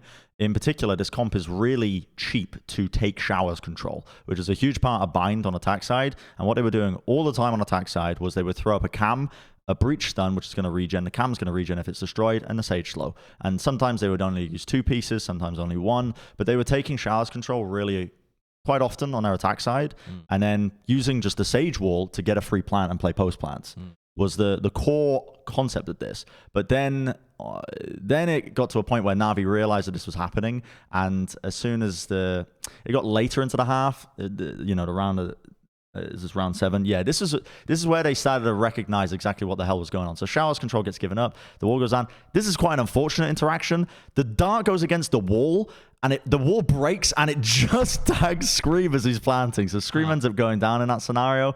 But Na'Vi adapted pretty quickly to this. They just chuck a ton of util in. They know they're all going to be hovering around that area. They deny the plant, and it's just a really awkward situation. But this was the kind of turning point where they started to recognize that. But overall, I can see why they might play this comp and why they might think it has legs, but it's super limiting only having the solo Viper controller. Because you think about, normally you have 2 controllers. You can use the Viper util setup to, you can threaten lurks through A attack side.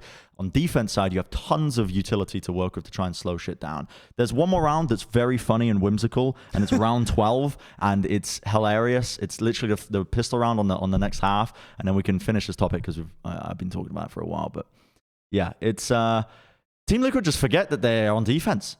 They just look at the minimap of their positioning here. They're like trying to punish these players that are catching up. A bunch of them TP, and they're hunting them. They're chasing them down through the fountain area. They're trying to find them everywhere. Where are they living right now? And then they just get flipped. It's like they're playing on attack side here. Look at them. They're all the way in their spawn side. And I'll be like, what the hell is going on?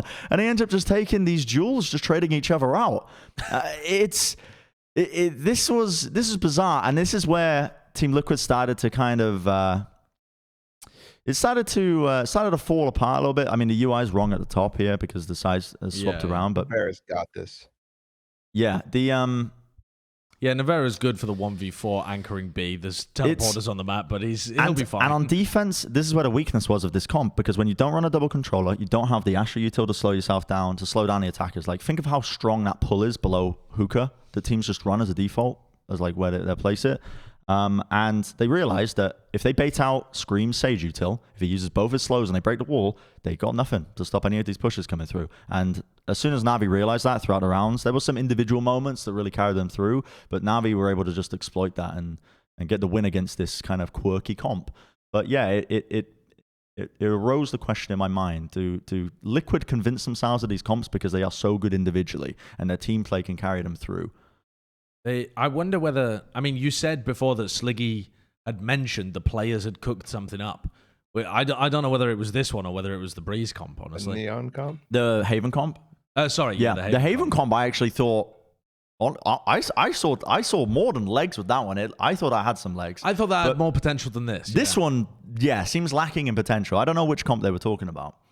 Yeah, I don't know. It would be interesting. Yeah. I feel like you have to give them credit for being willing to experiment, but they're going to be so willing to experiment. They're going to be the most ready team for the Astronaut that's coming through. They're going to be the most ready team for, like, I don't know, the random ban pick system that Riot implemented. And then the Spike Rush, EMEA, VCT. Split, you can just throw up general stuff.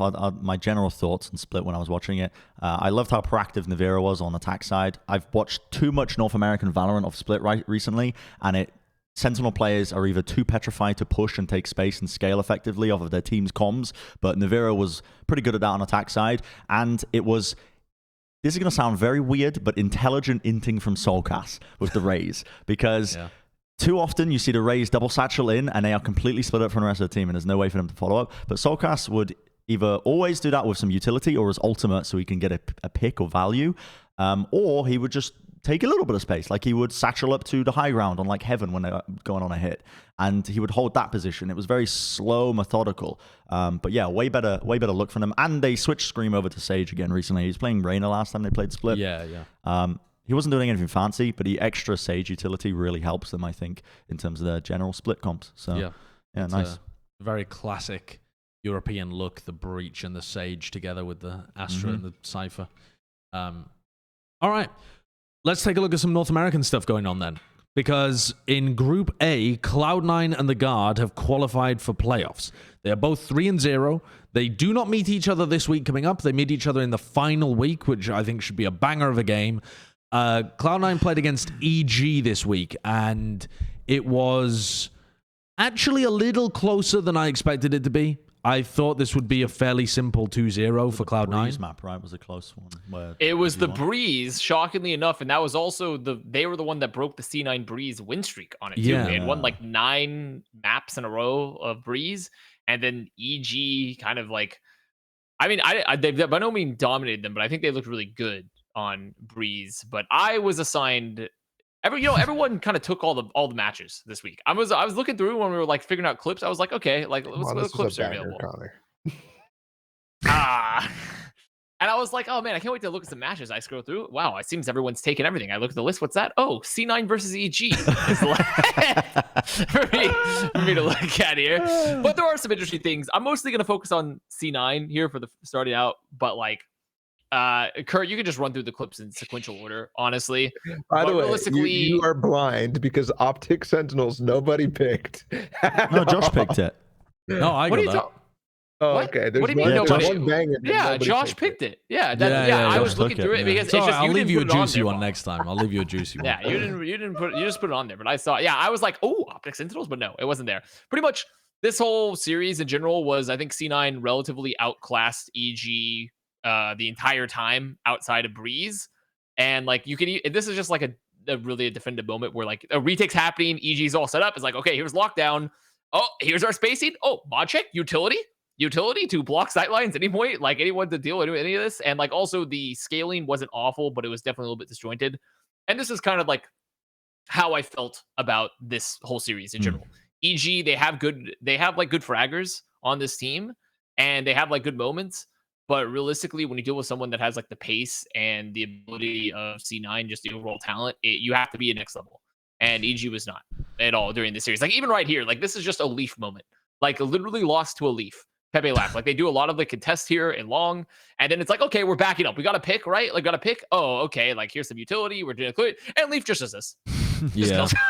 And like sure he dies, but C9 is so fast off that pick that because they've already used the dog, because they've already popped mollies, right, and like cleared them, they're able to just scale out of sewers like effectively. And this is just the general vibe of this series, aside from Breeze. I felt watching it that Breeze, because I was very intrigued at how they lost it, but it felt like to me EG had done a lot of prep and homework on Cloud9's Breeze, which I think Cloud9 see it as one of their best maps, of one of their better maps. I think they're best in North America, yeah. And I think that's the double-edged sword of it, is if you're playing it so much, there's a lot of information to glean from it, and it was clear that EG had done a ton of prep work into it to take the win, in my opinion, and their players really stepped up, I will say. Yeah. But then when it came to the other maps, when you don't have that hard prep work to fall back on, that's when Cloud9 took over with just...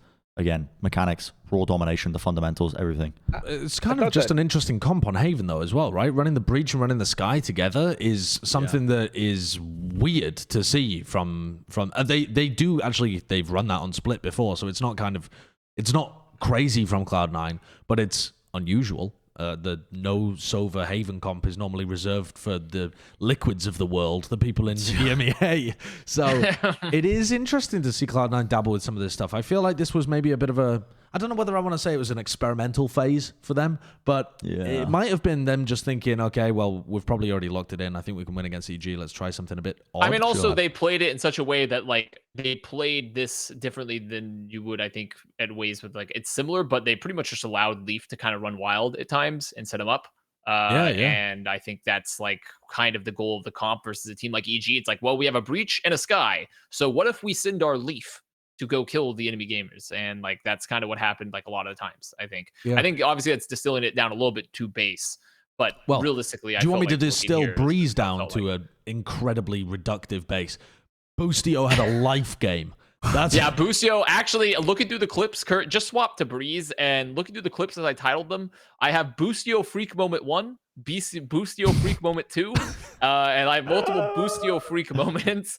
They lost. I think they lost both of the pistol rounds in that map, right? Because Boostio went crazy with the Sheriff too. So I mean, you're going to start afterwards, but he already had that impact right from the beginning. He kind of won them 4 rounds. Yeah, he literally had a freak moment. He just had, and also he wasn't alone either. I think Boostio obviously had the best performance, but I think Jugamo actually had like a pretty good chamber map as well. Like he had some good supportive frags with it. He was normally playing the KO for this team, and they've swapped Gray and Jogamo's roles over for this game. I thought it made and he had a pretty good. I think sense. He had a pretty good Breeze overall.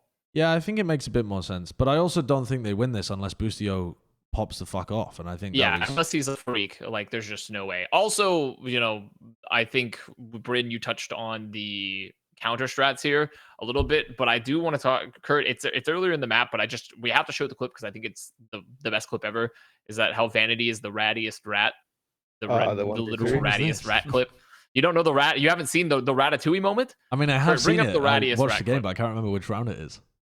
It's round 6 where they're like having the retake and Vanity's going for the plant.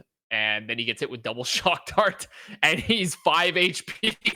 And then he gets the decay, so he's 1 HP at one point. And then he just plays this pit and he just plays around his util in the fucking rattiest way possible. Yeah, he gets and it's so good. Off. Yeah, it's really, really good. And it kind of just highlighted to me, like when we talk about C9's run, I remember when we look at champs and things like that, like a lot of people were talking about how Vanity was not a fragger. Like he didn't frag, but I felt like here so far in the group stages and leading up to this in the early VCT and challengers, Vanity's actually been having like some very strong impact frags, like fairly often. I think he's been actually like having some pretty good moments mechanically. I think the mechanics are not the thing that makes him great. Play. No. You know, I think he plays that pretty beautifully around the clutch, and the plant position's really good. This was an aside point. This was just an aside point. Yeah. I just think Vanity's been having some strong mechanics moments here, but overall that play was not because of mechanics. I just think that he played that really, really well. But overall, Breeze, like you said, it was homework done. I think they did a great job as well, EG, of where a lot of teams, I think in North America, have struggled of whenever they're on offense, taking very aggressive post plants on A site and things like that, which is something that's really key with controlling that site for the retake, especially if you're playing chamber and things like that. So I do think that EG did some great work on Breeze, but realistically, as soon as you get to the last map, ACEND, I mean, they just get outclassed again, and it's not even that close. Yeah, I think it's interesting that well, for me, this is, even though it's EG and even though they kind of stomped on the 2 maps that they won, I still think that this adds to my Cloud9 becoming the best team in NA type of thing, because these are 2 maps that they were avoiding, both of them, for a little while now, even through the VALORANT page and whatnot, even though they were playing whatever the hell. But they've picked now 3 different first bans, so nobody knows what the hell their first ban is. Yeah. Or whether they have something that they want to avoid at all. And then now they played the 2 maps that they don't want to. They just let it in. And EG did a good job in picking into it because, hey, if they're trying to avoid them in the most part, then it's probably good to pick into it.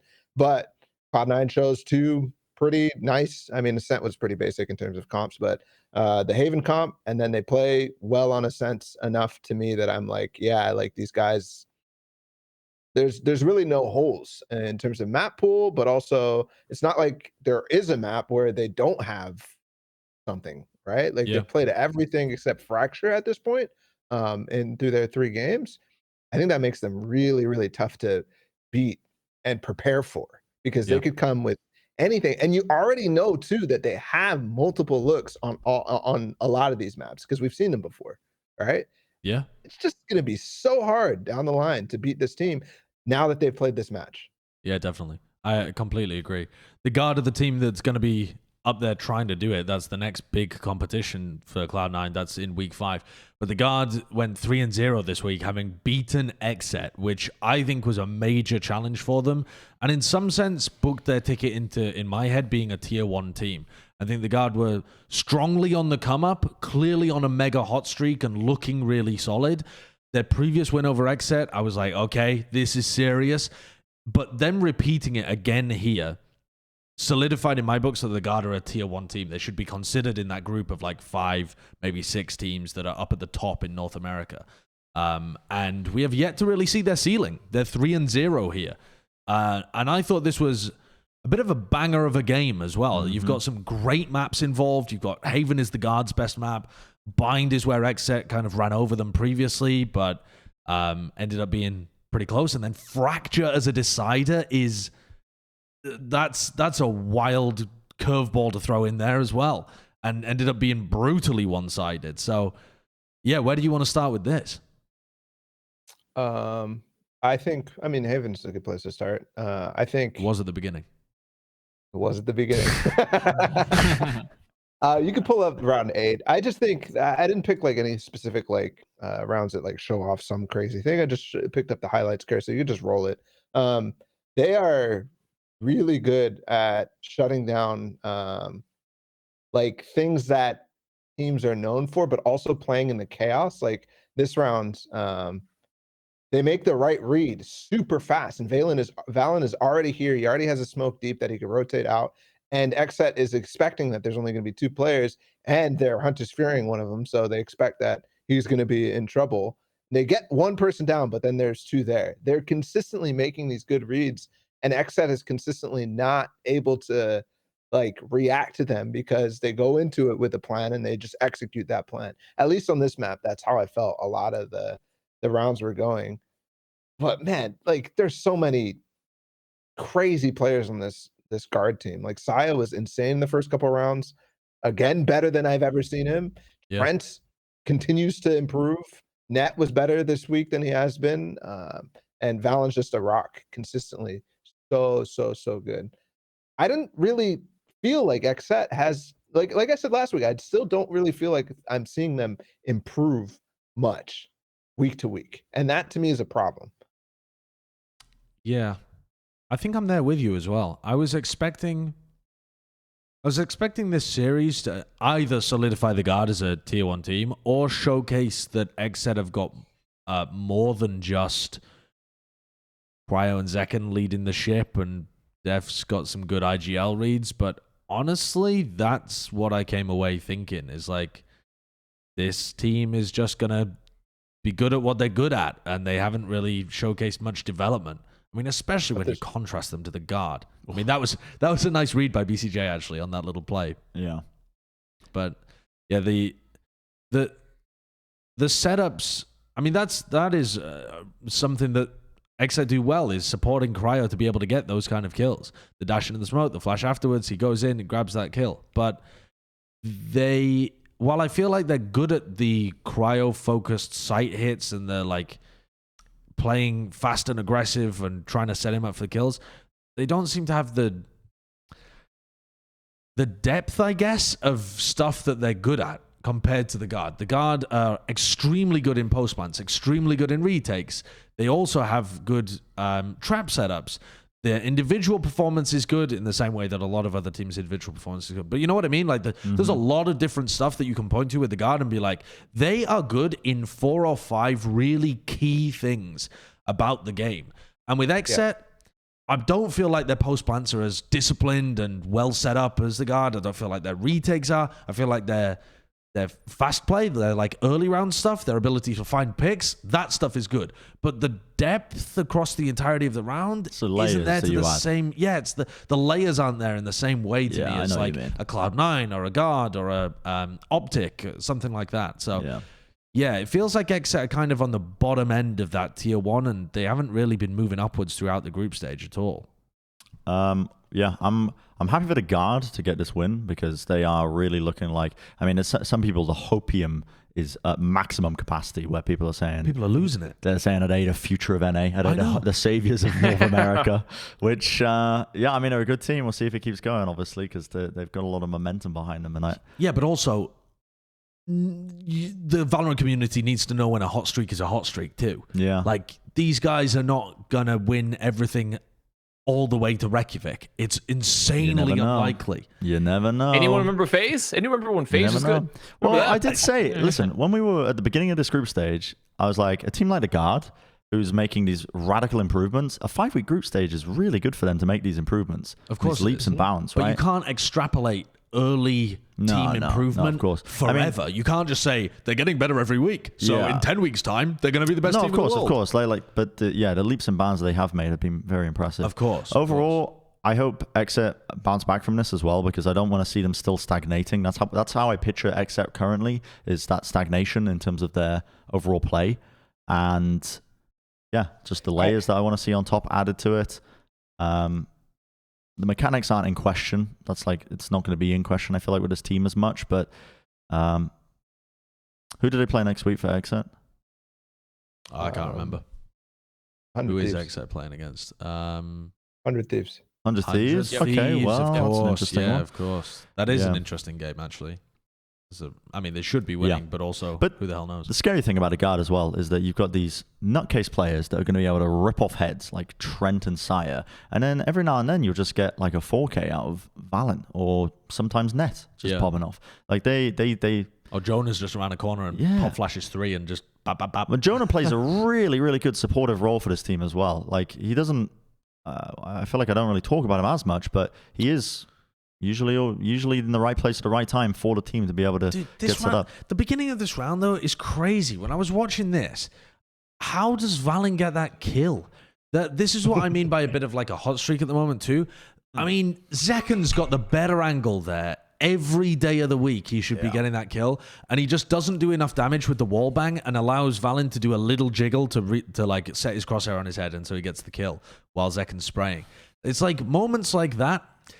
They don't always go in your favor, and it feels like all of them are going in the guard's favor right now because they're confident, everyone's hitting, they feel good about their game. Like, it's not just the good stuff about their setup and like their coaching and their discipline and that kind of stuff. They've got all of that, but they're also hitting all their shots currently and feeling really confident, and the 50-50 situations are going in their way and that kind of stuff that's powered them on such a hot run right now. Yeah, but I also feel like even in those situations, they have some, like, for example, Valen there had somebody to trade with them, and they're also doing the long pressure, and they're calling it in reaction to what XSET is doing.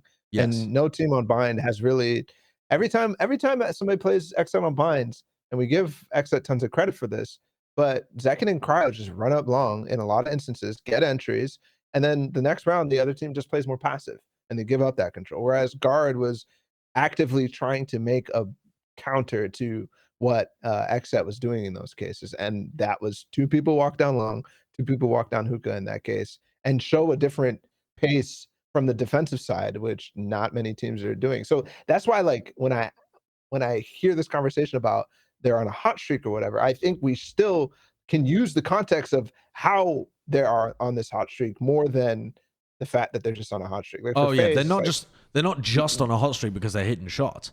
They have all of the foundational stuff that they're doing insanely well. They're just also getting that extra like 10% boost because the players are popping currently too. But yeah, I don't mean to take away from the setups. Obviously, the setups and the strategy and stuff is incredibly good from this team. This is Trent's nasty lurk he just gets the timing and suddenly gets got a double spray down randomly through it. So you're right. There is definitely hot streaks. You know, there are moments. I mean, that was a bullet blessed by God right there. Yeah. So.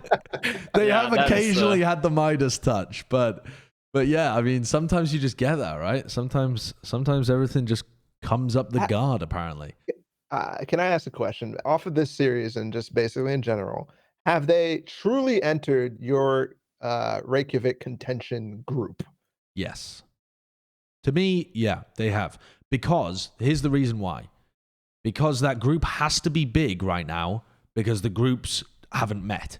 So I said that quite confusingly, but the collection of teams that can compete for Reykjavik has to be quite large currently because the groups are not blended. Group A and Group B don't get to see whether one group's significantly better than the other or whatever. So you kind of have to include the top teams from each group because you don't exactly see them intermingle. Yeah, I mean, that's a very methodical way to go about it. Like for me, I just picked three teams who I'm like, okay, these are the teams that I think like. I think I've got 4 in contention right now. I think literally the 4 teams at the top of the standings as well, which shows you how my brain works. But Guard, Cloud9, version 1, OpTic are the 4 teams that I'm thinking of for contention currently. I feel weird about including them with version 1 OpTic and Cloud9 simply because I just maybe this is just me being hesitant on jumping on completely with the Guard, but I just wonder how they're going to perform when there's real pressure. Because so far this has been really chill. And yeah, they've gotten challenged on certain maps. They've lost certain maps.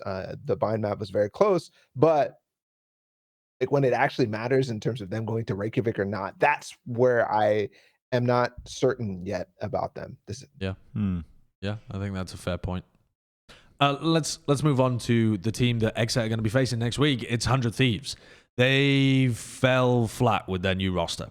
It was Bang and JC Stanley look good. The players didn't necessarily fall flat, but the organization has pretty much lost their spot in playoffs. They haven't literally lost their spot in playoffs. There is still a world where they can make it, but it is a fractional universe. It's very difficult. I think it's something like they have to beat XSET and EG, and then XSET have to lose to LG at the end so that XSET don't qualify for playoffs. So like 100 Thieves are no longer competing with LG. 100 Thieves are competing to be above EG and XSET, the next two teams that they face. So, dude, real quick tangent. Do you think this pattern is possible? Yeah. Yep. Will the passing continue? 3 on the left, 3 on the just right. an infinite pattern, huh? All right, so what would have to happen here? Guard win. So they would, That's looking likely. C9 wins. Yeah. Looking XSET wins, likely. yeah. XSET wins looking likely. C9 beats Guard, 100 Thieves beat EG, and XSET beats LG. Yeah. It's all the favorites. Yeah. It's actually all the favorites. Yep. It's all well.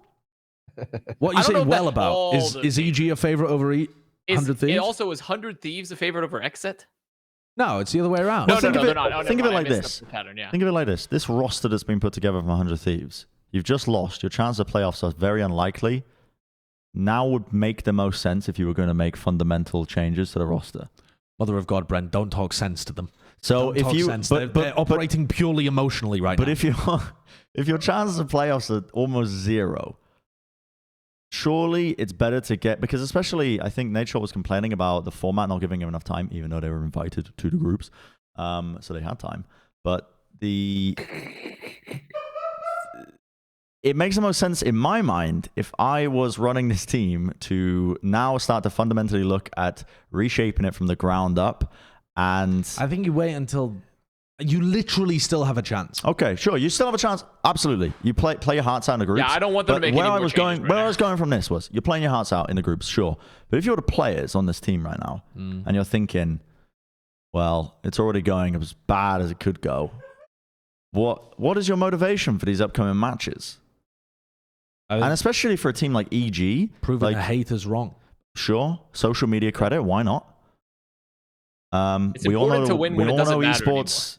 I get paid in Twitter engagement, so you know, like, it's very valuable. Oh yeah, I'm all about that life right now. So Yeah, I understand. But if we can I just take a look at the upcoming schedule again, like For who? 100 Thieves? just or everyone? overall for Group A. Yeah, I don't know. I feel like it's a hard path. If you lose to XSET, then your EG game is literally pointless, and fuck it. I mean, trial new players, don't bother playing it, whatever. That's one of the flaws of the round robin system, right? I mean, God bless anyone who's casting that game. But I think for the 100 Thieves XSET game, you absolutely have to be still trying to get to playoffs. And for people like Bang and Stanny as well, I think they played their fucking hearts out in this LG game. I think really did. They were genuinely playing for a contract kind of level. Like, they really just wanted to win. They were willing themselves across the line, and it just wasn't enough. Yeah, can I run you through some of the major points? Because I thought this game was honestly kind of mad.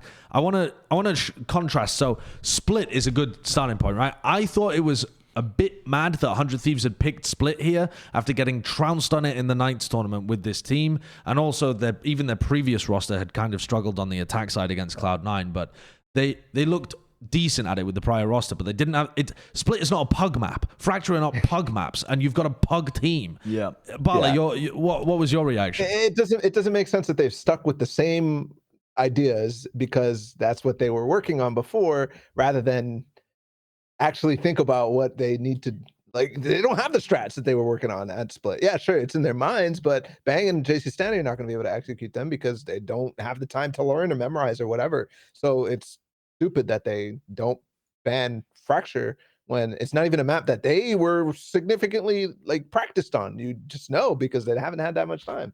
Yeah, it's very weird. If you look at round 8, okay, and I'll just look through this very vaguely. This is round 8 is them on the attack side and showcases some of the stuff that they were struggling with. That's my first clip. So, 100 Thieves, they use their Sky utility to take B main. Then they go back over to mid and they use their Sky utility for mid. One of the biggest problems with 100 Thieves on their attack is they always go where the Sky goes, as far as I can tell. If the Sky is taking a ramp control with Hiko, that's about the only time Hiko ever goes up a ramp. So they don't even break Moose's cam this round because the Sky isn't helping Hiko take A-ramp control, so they don't break the cam. So Moose knows they're not on A-ramp, and they rotate 4 people to B before the hit even comes through. So you've made noise B main, you've made noise in mid, the cam sees nobody A main, the Sage wall gets broken, like everybody on LG thinks this is a mid to B split currently.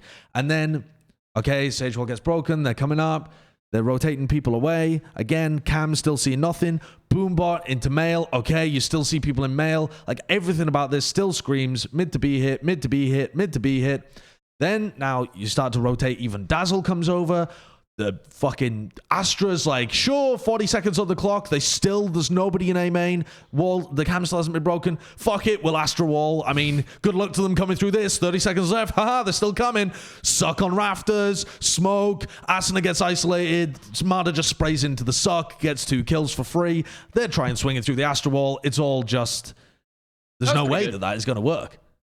And then, if you contrast that with the other side, so look at round 13, which is the pistol round, right? So a bit of a different situation because you don't have all of that utility. But round 13 is how 100 Thieves themselves are defending, right? So you can see a bit how LG are defending there. They've got the Sage wall. They're trying to get information. They're bleeding utility out, that kind of thing. So Ethan here is, challenging early, going to get some utility out, that kind of thing. So gets dogged, has to fall back. And now LG are taking A-ramp control at the same time as mid control, right? And look at the response here from 100 Thieves. They all essentially just give up the map entirely and go... Oh, actually, Asuna goes for a nice peek here and gets a kill. So this is in a 5v4 scenario for 100 Thieves. And they end up just giving up the entire map. And all 5 of their players are playing in spawn. They give B heaven. They give A heaven.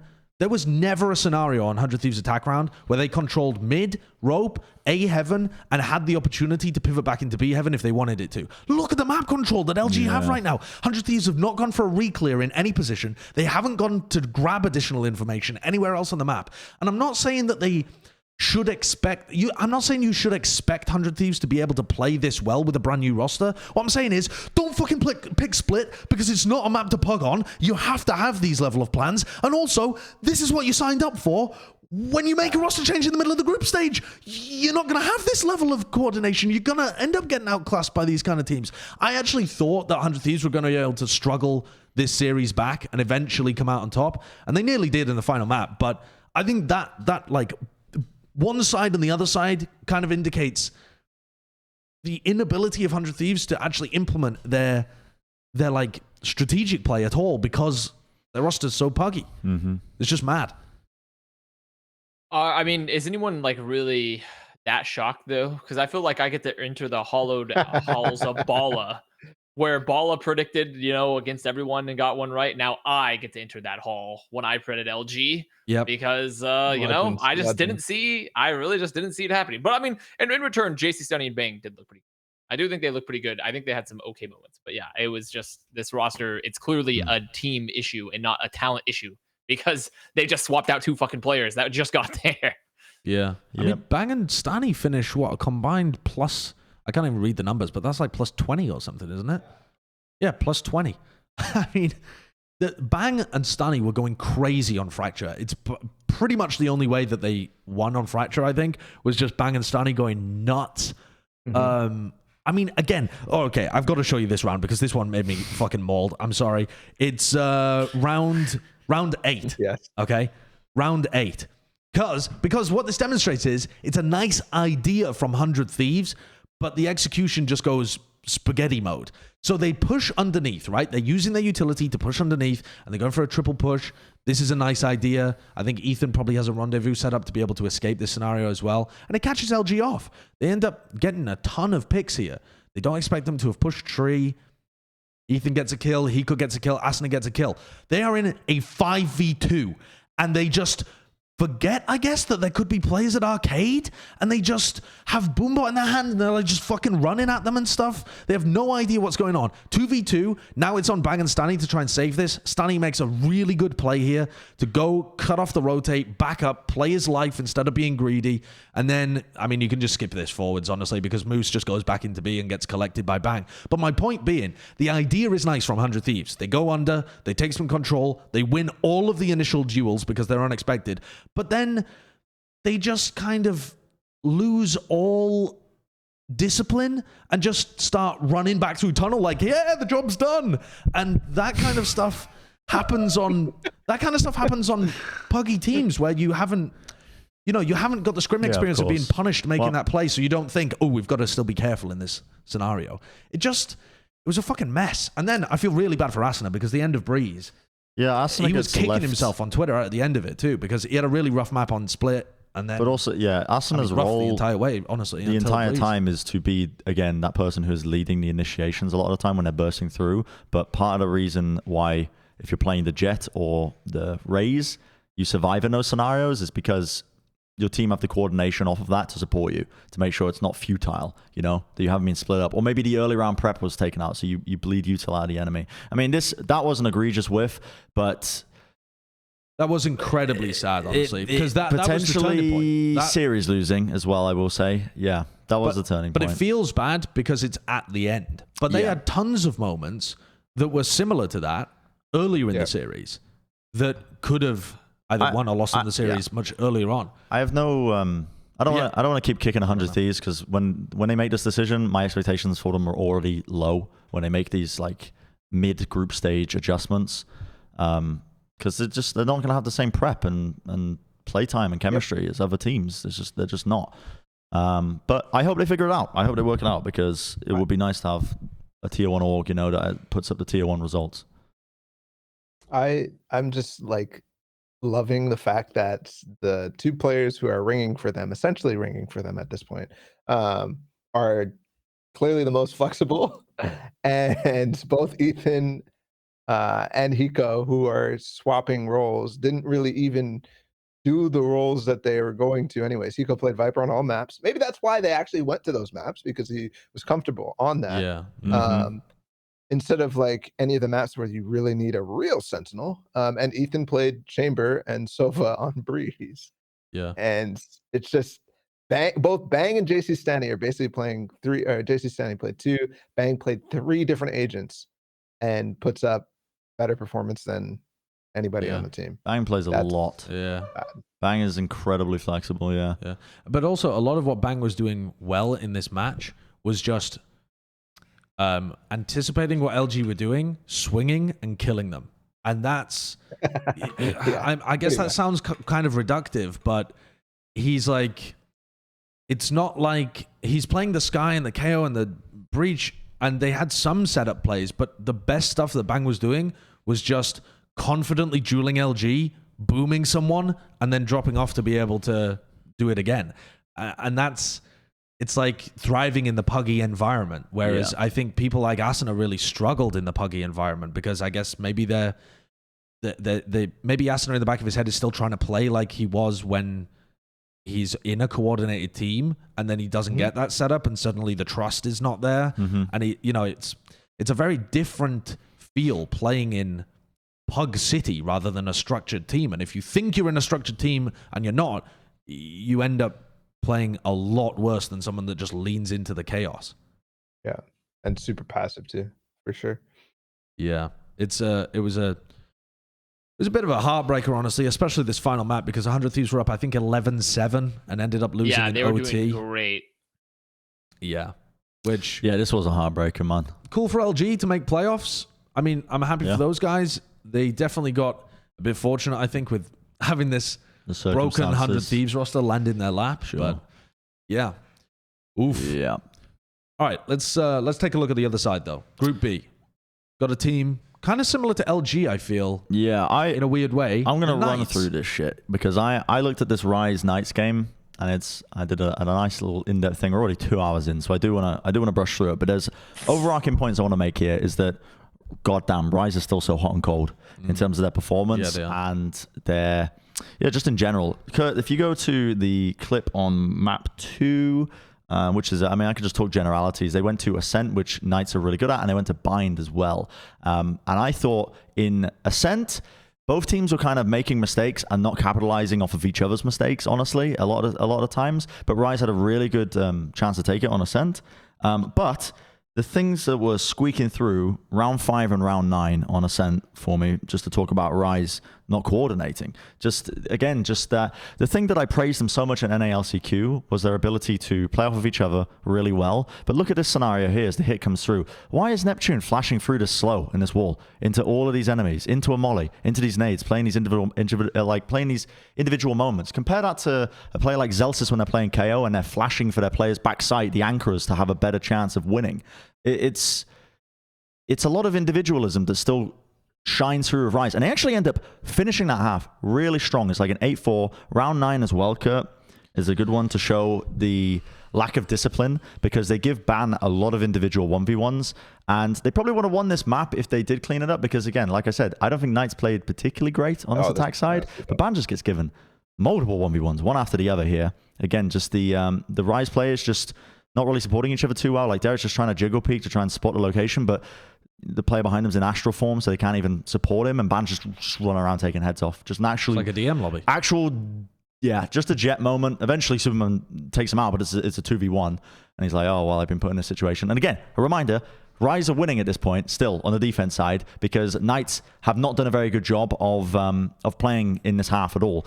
They were kind of just running into stack setups from Rise over and over again, even though Rise were leaving mid completely open. How many rounds did Rise win on attack? On attack? Not many. One. Not many at all on the attack side. Are you talking about across the whole series or just No. Just because we're on that point, they really struggled with the Sage, and there's a great round to showcase it. They're running the Sage. You know they're running the Sage. You should be able to play around it. Round 15 is the example, and then we're done with ACEND and we can move on, because again, we've been on this for a while. But round 15, I think did I play the clip, Kurt? I did. Yeah. Okay. Good. This is just them getting bogged down by the Sage util again, and this is Knights on their bonus. This is bonus. Yep, this is Knights on their bonus. This wall goes up. Ziv does this wall all the fucking time. Sometimes he plays on it, sometimes he doesn't. But they kind of break it. They still got this one additional piece they need to break. They don't break it. They're just waiting around, hovering around, holding. There's also an alarm bot behind it, but they're just getting slowed down and slowed down. There's a minute left on the clock. They haven't really threatened too much towards the mid position. I mean, they've got two of the nice players playing in mid as well. And at the time, still getting bled down. They haven't really pulled too much in the way of the utility out of Knights at this point.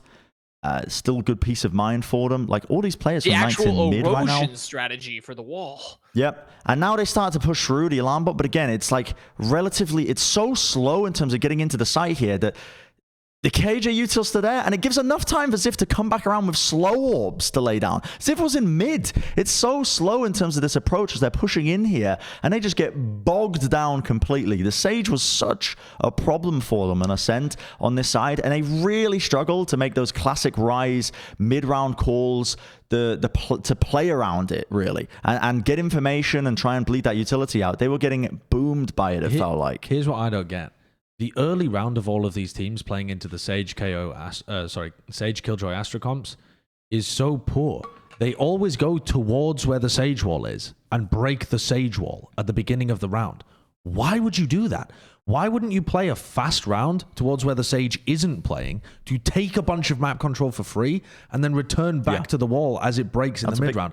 And then if you in these rounds against the Sage just go down mid and you take deep mid really fast and you take mid and market at the beginning of the rounds, and then you return to Cat or you return to wherever the Sage is playing, say she walls B main or something, you return to those rounds later, but you keep players posted in mid, you're going to have a fuck ton of map control compared to not going mid at the beginning at all, breaking the wall Cat, you get battled with utility, and then you have to go and retake other areas afterwards. It doesn't make sense. People are approaching this composition backwards, and I don't understand why. It doesn't make any sense. We've already seen Sage comps win and lose on ACEND in previous iterations of the game. I don't understand what caused the reversal in people's approach to this. I don't get it, man. It is, so it was kind of a bad game from both sides, but mainly just Knights failing. They had a week to prep. Sorry, I'm fucking Malden. They had a week to prep, and they knew they were playing ACEND because they didn't ban it.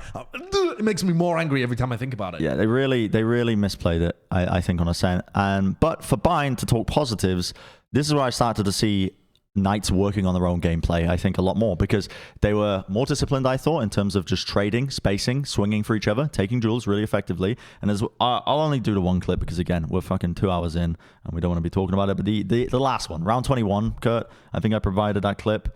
It was just a really cool round. I think Knights it was like really close to the end of bind, but overall I think it showcased as well this discipline that they're showing. But they know the general setups of Shanks. They shocked at the trademark that was holding by this box and contact up. So Shanks TPs and they just immediately pounce on it. They just immediately make the decision, wow, we're just going to kill Shanks. Shanks has no idea they're even there either, because he just assumes if they shock dart the trademark, they're not going to be pushed up. But they looked a lot better in terms of how well they're working together, the chemistry of it. And I think that they could be a scary team. The overall topic is, can Knights make it through in terms of their playoffs? And there's a possibility there. I mean, their upcoming matches, I can't remember who they play against again. I think it's going to be really Their rough. upcoming matches are NRG and OpTic. So tough matches, I think, if NRG keep up the other stuff. But don't sleep on Knights, I think, is the takeaway of this one here, because I still think that they're improving at a regular rate and could still potentially be dangerous. I mean, they could actually just make it through if Rise shit the bed from here on out. Yep. If Knights beat NRG and then Rise just shit the bed, then they'll be ahead of Rise. They'll be ahead of Rise and NRG, and they'll just make it through anyway. So. Yeah, that's a potentially massive win that Knights got over them. If the head-to-head is a tiebreaker too, that's also something massive that they hold over them. So, yeah.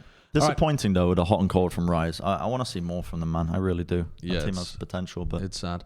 Okay, one of the other big games of the week, OpTic played against Sentinels. We've got two bangers to finish this out with. OpTic Sentinels and then version 1 NRG was the final one, but OpTic, they repeated their Berlin win. They took down Sentinels. They've now got a bit of a trend going on that they've been able to conquer the former North American dominant team that gave them so much trouble in the past. I thought the map pick ban veto was pretty interesting too.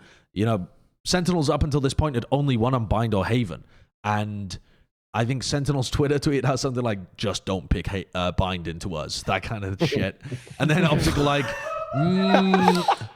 OpTic like, no, actually, I think we'll just do a bit of prep and we'll fucking roll you guys, actually. I thought this game was really cool because coming into it, my expectations were Bind should be really close. Maybe Sentinels win.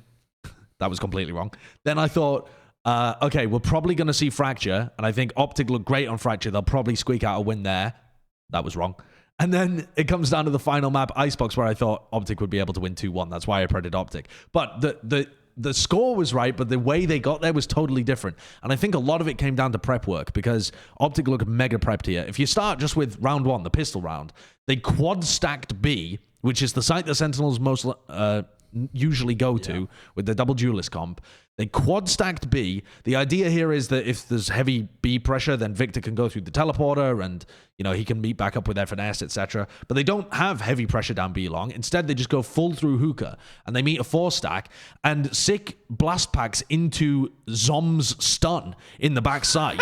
And dies, and then no one checks on Marv's position because they're not expecting the 4-stack, and this level of coordination continued for Sentinels throughout the rest of the game. I mean, nasty shot by Crashies as well, but overall, this kind of told the story of how it went for Sentinels. They didn't look particularly drilled. They didn't look, they weren't kind of prepped to like break trap plays or anything like that, and OpTic had some really cool setups. You go to round 3, they won the bonus round, I believe, on both sides of...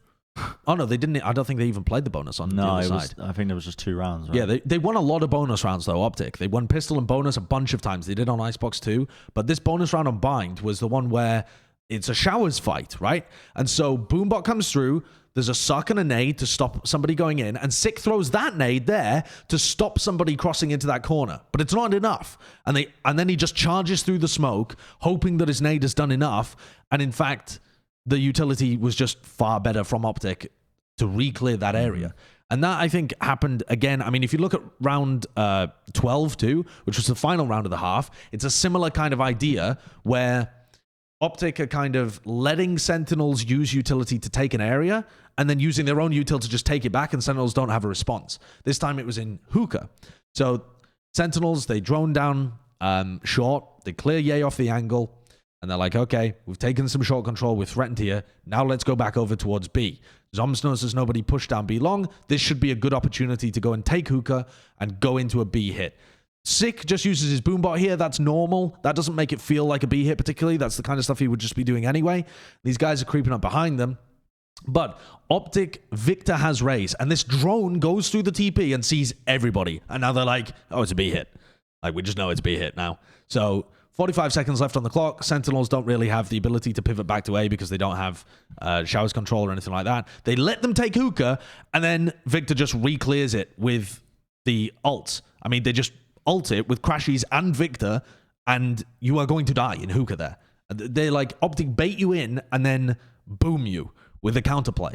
And Sentinels had no response, and they just got played like a fiddle the entire map.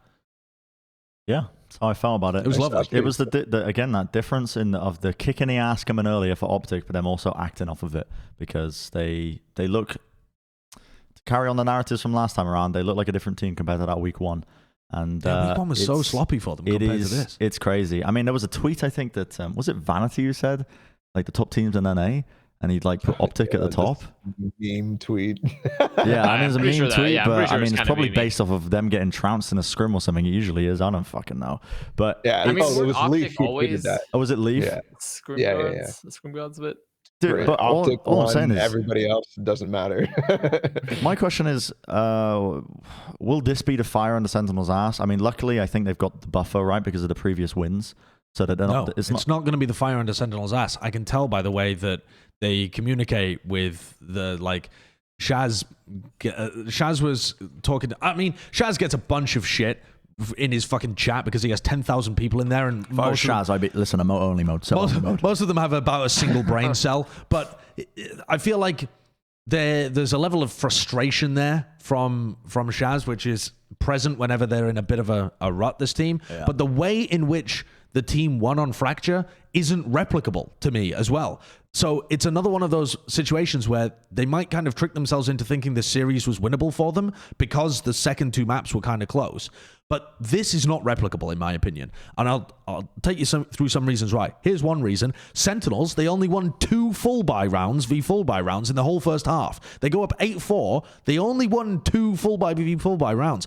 They won pistol, follow-up, 2 eco rounds where tens went crazy, then 2 anti-ecos, and then the final one against the force buy. The point being there that they were mostly powered by having a good read on what OpTic were doing on the Fracture and then gamble stacking.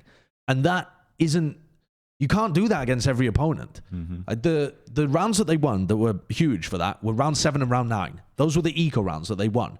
And one of them's where Tens gets that ridiculous flick onto FNS. Oh, yeah.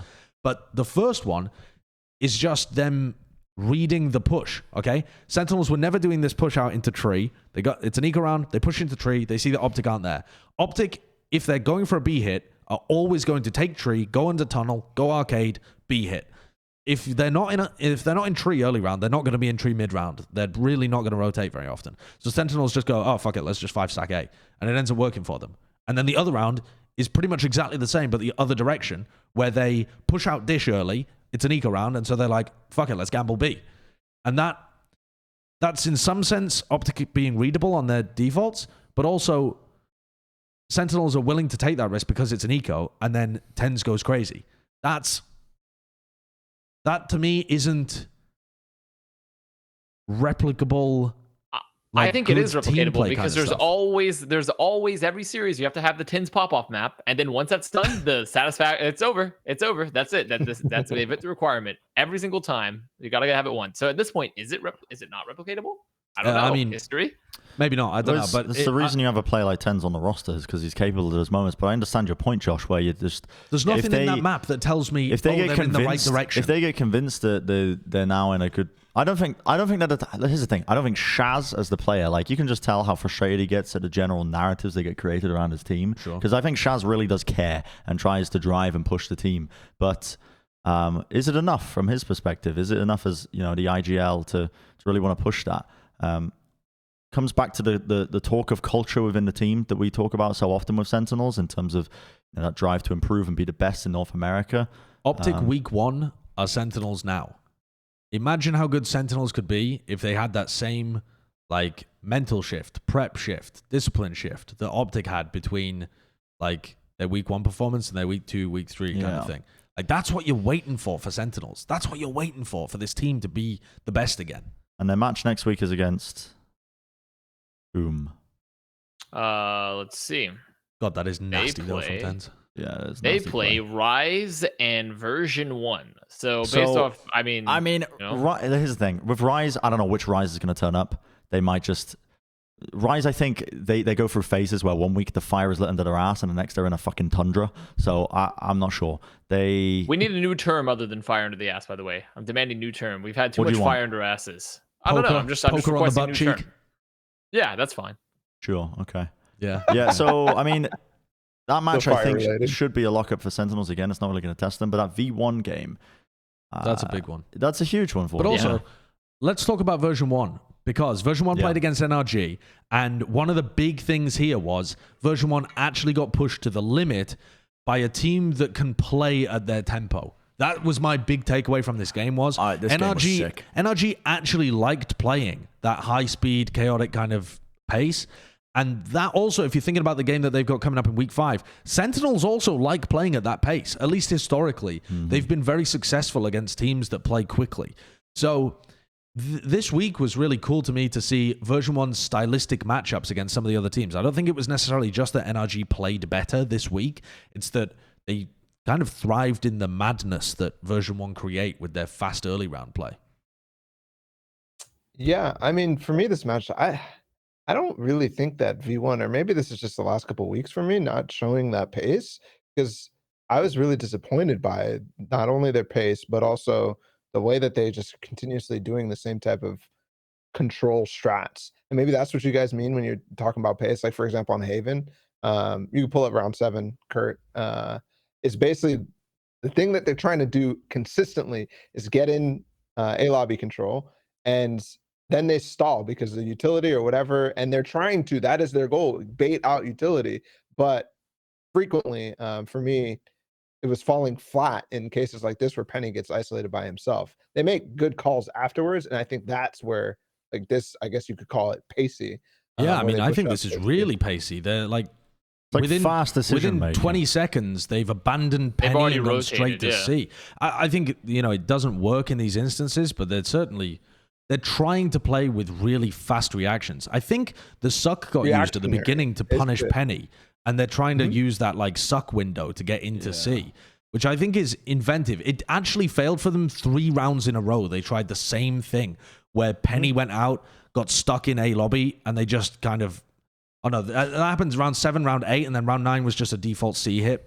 But anyway, that's the same kind of idea where they're trying to play reactively super quick, but it didn't work because NRG were able to understand what was happening quickly. Whereas I feel like a lot of other teams, Balla, get rolled by that. They're like, what the fuck? They're in C already? Like, what the hell happened there? Yeah, most teams can't keep up. When you put it in that framework, I think it makes much more sense where it's like reactionary, they're fast. And I think round 9 is a good example of that again, Kurt, where they're on a thrifty and Xander just makes the right call because he's lurking. Those types of things happen a lot for version 1, and that's still where I find their attack sides to be good. But I don't necessarily think for this game in the last week that the specific things that they do outside of, like, for example, on Fracture, where Penny is just baiting out all the utility, and after that they're able to find a timing because of it. If teams are ready for that and not playing into that, they tend to just meander with the same idea, and that costs them a lot of time. Yeah, it's what I appreciate about version 1 is that they have a bunch of slow rounds that they throw in there too. Because I think if you play at a high tempo constantly, that makes you really readable, and you can start. Yeah, you start getting really renegades. Abuse that really hard, and so. Well, I've actually been quite enjoying the range of tempos that version 1 is able to throw out. They'll throw out a bunch of quick rounds in a row, and then I think it was the bonus round or something, maybe in the second half. I can't exactly remember. It was probably the bonus round here, actually, round 3. They ran like 2 really quick rounds, and then they ran a slow round in the bonus, and it was the pace difference was, to me, it felt dramatic as a spectator that, you almost feel like in NRG shoes, you're really expecting that fast hit to come through, and then you're like, oh shit, okay, they've slowed it way down. It's a very different pace. I think what impressed me about NRG though was that Som and Android were able to find so many individual moments.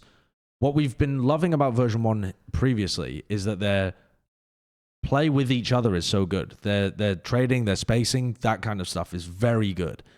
And the ability of NRG to, especially Som and Android, to find so many individual picks and not get punished was pretty spectacular in this match, considering how much of a unit version 1 often play as.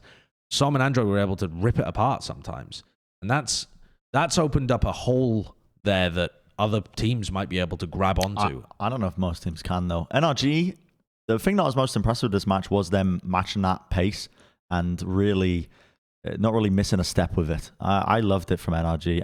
And you could really tell that they stepped up. The most tragic thing about these groups is that if NRG were in Group A, I think they would have been a lock for playoffs over the course of this, man. You know what I mean? Like, you swap them. If they got a different playing order, they probably would have been a lock for playoffs too. Like, they got... Yeah.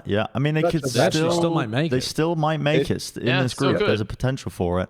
It's going to be hard for them, but I feel like they have had difficult matches. They had the unfortunate reality of meeting up with OpTic when they had that resurgence. Yeah, and then obviously two close losses. Who else does NRG play again? Who else do they play? They play the worst teams of the group. Knights and Rise, right? Yeah. Yep. I mean, honestly, I would feel more confident in potentially calling NRG to make it out of their group than like 100 Thieves. So at this rate, sure, absolutely. Yeah. It just is more feasible. Yeah. But you go ahead. Yeah. There was moments like this though that I feel like maybe this is just me being critical because I was so impressed with V1 before, but like they're pushing onto the site and NRG just hits the nastiest retakes and they're not able to deal with a shock dart landing on site. And the spacing is just not as good as it is. There's like Whippy running in first by himself, where Penny is not already dashed on the site. Constantly, it just feels, maybe it's because they went for the comp shift on Haven, and that might have a big deal to do with it. But at least on Haven, I was not as happy with it than I have been in the past. That's what Xander said in the post-match. From the attack sides. Yeah. In the post-match interview, that is what Xander said as well, is that they had previously been scrimming against each other quite a lot, and then they stopped as the match got closer, and then both teams had changed their comps on all of the maps. Yeah. So he felt like it threw their game off a little bit, but also made it more difficult for them to read what NRG was doing too, and they were hoping that was the same the other way around. But this was definitely a scrappy affair, but it was so fun to watch. Yeah. Especially the third map to me was like, I don't know, it was just entertainment. I loved it. It was just entertainment. Icebox was insane. It's so weird that Icebox can occasionally just be mad fun and sometimes is a horrendous drag. I think the KO edition and the chamber has actually made this map a lot more fun. Yeah, and I mean, the map will be fun once it gets reworked anyway, so I don't know why I'm... Can you look at the performance tab on that, Kurt, as well, on Icebox? Just to see the amount of... Look at the performance. Look at the multi-kills and stuff that was in that as well. Like, if you look at it, you can see the amount of kills that everybody had across the board. Scroll down here. Like, look at the 1v5 from Xander. Like, the 5Ks, the fucking 4Ks, like the clutches. This map was insane. I really enjoyed it. I walked away from this thinking that was the most enjoyable match I have seen so far in the groups. Because it was the narrative of, like, NRG just... Again, they just getting beaten down by these top teams and having this really close game against V1. The V1, we didn't know their ceiling, but it was just the mixture of that, the shots that everybody was hitting, and then the strategies layered on top. It was dope. I loved it. What would the other best game be? Can you think of one, Balla or Connor? What's right? The Cloud9 X. The Cloud9 X. I mean, that was very good. I do think from like a fun, like, narrative perspective, like the OpTic Sentinels game was a fun one. Was a very fun one, especially with this when they started out just getting absolutely pounded on bind, like right off the bat. Like I thought it was like a very fun game from like when you think about historically how they've been rivals. But I do think the version 1 NRG game probably in terms of quality has been the best. It had so many highlight moments. I think that's one of the big parts was like it was just an infinite highlight reel. Mm-hmm. It was nuts. Yeah. I don't feel like it was I mean, you guys have already called it scrappy as hell, and it was. And that's maybe the reason why I didn't enjoy it as much, but I also didn't watch it live. So That's another another thing that always takes enjoyment away from it. Yeah, I of really course like it does. the Yeah, absolutely. game. That one had, even on Icebox, had strategic like elements to it. Fracture as well. Once we left behind, I had a ton of fun with that. Yeah. It's the IQ curve, you know. We're at the bottom end of it, and we're like, we are 5K, we enjoy, and Balla's at the top end of it, and he's like, I prefer the strategic moments. Yeah, let's just watch this. What was this? Was this Xander's? This is Xander's 1v5 ace. Dude, I watched a clip of Wyatt's co-stream reacting to this. Wyatt's co-stream fucking had me roaring. Really? My man was playing like smooth jazz with like a warm orange light, and he's like, I don't know what he was drinking, like swirling like some wine. He was drinking wine, yeah. And he was. It wasn't like an overreaction. It was like a. It was a very like, I'm an aristocrat and I am watching this Valorant game as the Xander clutch happened. It was funny as fuck. But that's such a Wyatt reaction, though. The clutch was nasty from Xander, man. It was nasty. It really was. I remember all of Twitter like popped off at once. It was like some sort of like it was like air raid sirens, but it was just like everyone on Twitter at once was just like Xander. Like, and I was just like, because I wasn't watching it live, and I was like, what the fuck's going on here? I don't know how he got that other kill. The one right before he kills Hayes. I can't remember who exactly it is, but it's kind of ridiculous. I think it was on Android. He kills 2 on rafters, swings, kills Android, man. and then mops up the last 2. Look at this. Yeah, it's Android here. Android starts shooting at him and misses. And he just He's so low around. as well the entire time. Yeah. God. Nasty out the Cabernet Sauvignon. Nasty play. Let's get into some predictions, huh? Oh, I'm ready. Oh, are you ready? I'm ready. Let's start. Let's kick things off. Kurt, roll the first one. What do we got here? It's a big one. I forgot what I predicted.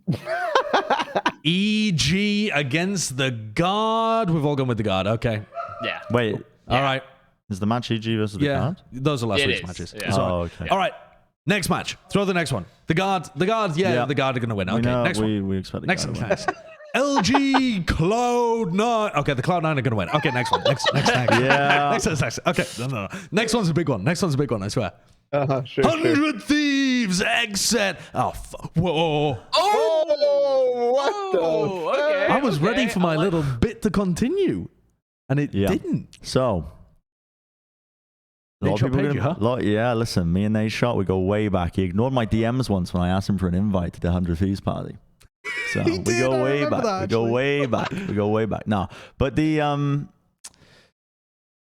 I think Exet have showcased right now that they're stagnating a little bit, and I think that there is a serious risk of this 100 Thieves whimsy coming through off of Bang and JC Stanny as well when they had such a pop-off performance that essentially, in my opinion, you might think as well from the 100 Thieves players that the pressure's on for them to win this match and they're going to be feeling all the pressure in the world. In my mind, I think the players would be coming at this from the perspective of, we've already fucked up, man. We might as well just try our best. And for Exet, I think the pressure is going to be on them as a team because they've had some close matches and this, in theory, should be a must-win for them. This is a bit of a punt on paper, without a doubt in my mind, with everything that's gone on. You'd think Exet. But this is my argument for some prophetic outcome of what might happen. They do ban bind. Call it clout farming. Call it whatever you want. I don't care. 100 Thieves do permaban bind, which is Exet's best map. So the map pool is going to be whatever the fuck 100 Thieves want it to be, basically. Like, whatever if they can, what would Exet pick once bind is removed? Would they pick Breeze? Probably, right? Yeah, Breeze. Yeah. I think they'd probably go for Breeze. I think 100 Thieves could safely prep for Breeze, their pick, and something else, based on whatever map they want to remove towards the end. But Exet's been floating their ban, so it's kind of hard actually to figure out exactly. But I think max there you have to prep 4 maps, right, for a BO3. I think because it's one of the 2 towards the end, depending on what they ban afterwards, if you can rely on them being predictable in the first round. So I see where you're coming from. I just don't think it's going to happen. It's a punt. Yeah. It's a punt. It's an attempt at some social media engagement. I think we need to appreciate this moment for what it is. The biggest Exet simp finally when XSET has a roster that can compete win. and Yeah. actually go to an international event, Bren is punting. You're a traitor. What You're a is traitor. that? He's still You say really- a he's traitor, still but really I'm just still listen. Yeah. Yeah, I mean, there's literally no other way to look at this other than I think I've seen this pattern in esports where match doesn't really matter. Team loses the kind of feeling of pressure on their shoulders to an extent, even though the match does matter. Mm-hmm. But I think that from the player's perspective, when they're looking at this, I mean, Yeah. the No, I most understand important where you match come is from. behind them, which was the LG match, and they Yeah. lost it. And for XSET, there is pressure on them, and I haven't seen the improvements over the week. So Okay. All right. it could happen. It could I happen. understand the thought process. Let's take a look at the next game. What is the one after this one? It's Rise Sentinels. I thought there might be potential for someone to take a punt on Rise there, honestly, but I think they've just been too inconsistent. Way too inconsistent. I don't trust them. Extremely. And also Sentinels have still looked like they haven't looked awful necessarily. not at all. They still have they still look good, and they've incorporated new meta shit. Also, my earbuds are dead. Rest in peace. So, I think overall it's hard to make a punt on Rise at this point. If it was earlier in the group stages, I maybe would have punted Rise. But Yeah. Okay, well, what's the next match then? No one took a punt on Rise. Let's see. It is NRG Knights. Okay, this one's got to have something interesting. We've all gone for NRG. Oh, Bren, okay, let me say. I will believed. sell you on Knights though, the prospect, because I was torn on this one in terms of going for Knights, because I do think they've made pretty good improvements over from one week to the next. Yeah. And they are looking like a potentially dangerous team. But NRG have been pushed to the fucking brink in so many of these matches, and they haven't come up with a win, that I think they are going to be so motivated to win this one. Yep. That it doesn't matter how much improvements that Knights are going to be making. They've been edging. They've been edging super hard. They're about to fucking... What? Stop talking right there. I think NRG are going to ban ACEND. Yeah. And I think they win based off that. Mm-hmm. What is I their think regular that's ban? pretty I safe forget bet. at this point. But knowing NRG, they just want to play the hard. They just want to Yeah. do hard run mode in their group. So maybe they don't ban ACEND. They've just been having a hard. They've been playing all the hard matches. Make their other match hard. Just don't. I Challenge. actually don't know I what think NRG's they can- perma is. Is it split or It's something? Split generally. They played it once though. I think they've been I think- floating though. I I- think they've been kind Yeah. of banning for their opponents more. I you think go that through their makes matches, sense in you'll those see. situations. That's the reason. Yeah, I think they've been mostly banning split. So I think they should still ban ACEND though. I think they should I still think be so, too. banning ACEND. Or That's my biggest point for NRG winning. It's just they can't lose on a map pool basis if they play it normally. yeah, I mean, ban ACEND and prep split. That's your game plan here, in my opinion. You could do it the opposite way around, but I don't think it would be a good idea. All right, next match. One more One game. more match. It's OpTic version 1, Whoa. the banger of the week. And Balla is making the pred here. I mean, I feel like have we all just gone for the... Honestly, I kind of thought I was making the punt, but the way it's gone is that it looks like Balla's making the punt. Oh yeah, sorry, I should read the... It's not even a punt though, because OpTic. I was really torn on this. I was extremely torn on this prediction. Like, Well, just for OpTic the was audio really- listeners, Connor, before you go because on. they don't know who Oh, we yeah. picked. All of us went for version 1 apart from Balla, who picked OpTic. So similar scenario to some of other ones of Balla's prophecies that have come true. But the ball of Every single prophecies, one of they've been those. defeated though, haven't they? No, okay. They've been a mixed okay. bag. When it's 1 to 3, it's always been correct. Is that true? I don't know if that is true. I don't know if that's true true. I either. just You've made just that up. invented that one. Well, didn't you but punt on? Didn't you punt Knights on Sentinel against- or was it Sentinel? Oh, okay, yeah, maybe. Sentinels, but you fucking bullshitted that one. And Well, I didn't know. bullshitted that one too, so- I bullshitted it, but I didn't actually because ruined I it made the anyways. pred because Kurt was like, "We need preds," and then I was still watching the match, and then I finished the match, but I'd already submitted the preds. Okay, go on then. Why did you go for version 1? You said you were split. Talking Connor. Connor, right? Me? Oh, I mean, I was just split because I don't have my headphones in right now, so I'm and I don't have other ones to use. But So essentially, you're lip reading? no, I can hear. It's just harder because it's coming out of my monitor speakers. Oh, Oh, that's bizarre. I can still. It would be impressive if I was lip reading, wouldn't it? Why Would are I do you that? split on the teams? Because OpTic very good and version 1 also very good. Realistically, I feel like version 1 right now when we watch them play overall, I have been extremely excited with them. I do think that Balla brought up a legitimate point where, like, at times they can seem, especially their latest match, they seemed a little bit more disjointed. But I still just really believe in version 1 system right now. I do think though that it's going to be insanely close. Like, I honestly kind of had to flip a coin to be like, how am I feeling here? And I'm kind of just believing right now in version 1 coming out of like a really hot group stage and having like a lot of confidence, and OpTic maybe just not able to match it. That's really it.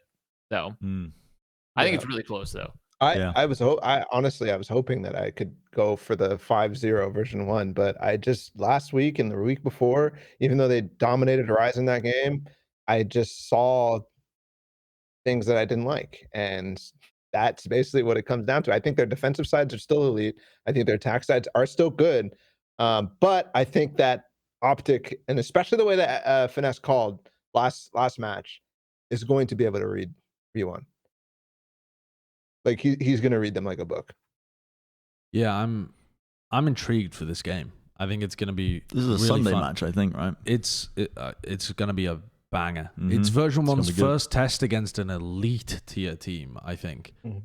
Because they played against Rise, but I don't think Rise are currently looking elite at all. Yeah, it's Sunday at 6 p.m. Central. That's gonna be so good. I think this was easily the game of the week, and also kind of decides just who's the best out of Group B. Yep. It's a Cloud9 Guard-esque kind of game, but in Cloud9 Guard, I think most people would obviously be favoring Cloud9, even though the Guard has a shit ton of hype behind it right now, but there's kind of like the default position would be Cloud9 are better. But in this one, I guess the default position is OpTic are better because they have a lot more pedigree. You know, they made the finals of Berlin, etc., etc. I was extremely torn. I went for the punt on version 1 here on the basis that I think the map pool is going to end up being really nice for them. It's not that I don't respect your analysis, but I'm about to piss myself, so I gotta go. I think the map pool should end up looking pretty good here for version 1. Version 1 are going to ban Bind. OpTic are looking good at Bind. Version 1 are going to probably get opportunities to play Fracture. Both of these teams like Fracture. I'm going to be so fucking excited to watch Penny Yay battling on the Chamber, and then, you know, you've got Victor playing up against Zelsis too.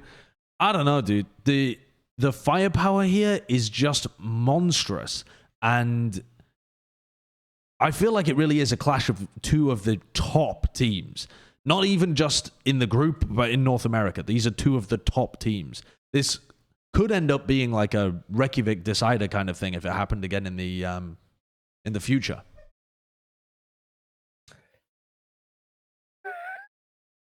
It's just my cat. It's just my cat walking around on my desk. That's all there is. I like it. Yes, banger match, very good. Nice. Yeah, it's going to be a banger match. It is going to be legitimately a banger match. I think it's going to be one of the. It could rival the match we just saw with version 1. So I think this should be the best game of the group stage. I think it should be, because you'll be able to see tactical elements and insane firepower altogether. Fucking curse! God damn it! If it's listen. I've put the curse out there. I don't know who it's for. Maybe OpTic just end up coming out and rolling it. It's just going to be a shit game now. That's what maybe. Okay. I mean, Bren's bladder is the size of an elephant's. He still hasn't returned, but I really want to get onto our final and most important segment. But how much longer should we give him? I mean, I can still hear the water running. I can hear it flushing. I mean, it's it's a real flow stream going on continuously. He should be towards the end of it. No, okay, he has returned. Like, why? It's like, I don't know why you think you hear flushing, thinking it's still going. That means it's the end, unless he just keeps flushing. I know you're an expert on broadcasting. I am. Sounds. Wait, what are we talking about? What the hell are you talking about? I was just narrating you taking a piss. Yeah, it was long. It was quite long, dude. Actually. I was holding that shit. I think that was at least like. I mean, I was like a horse. Let's just go away. Okay, don't need to know. On to our segment, the best, the final, the segment, the greatest, without Wyatt. Oh. Shit.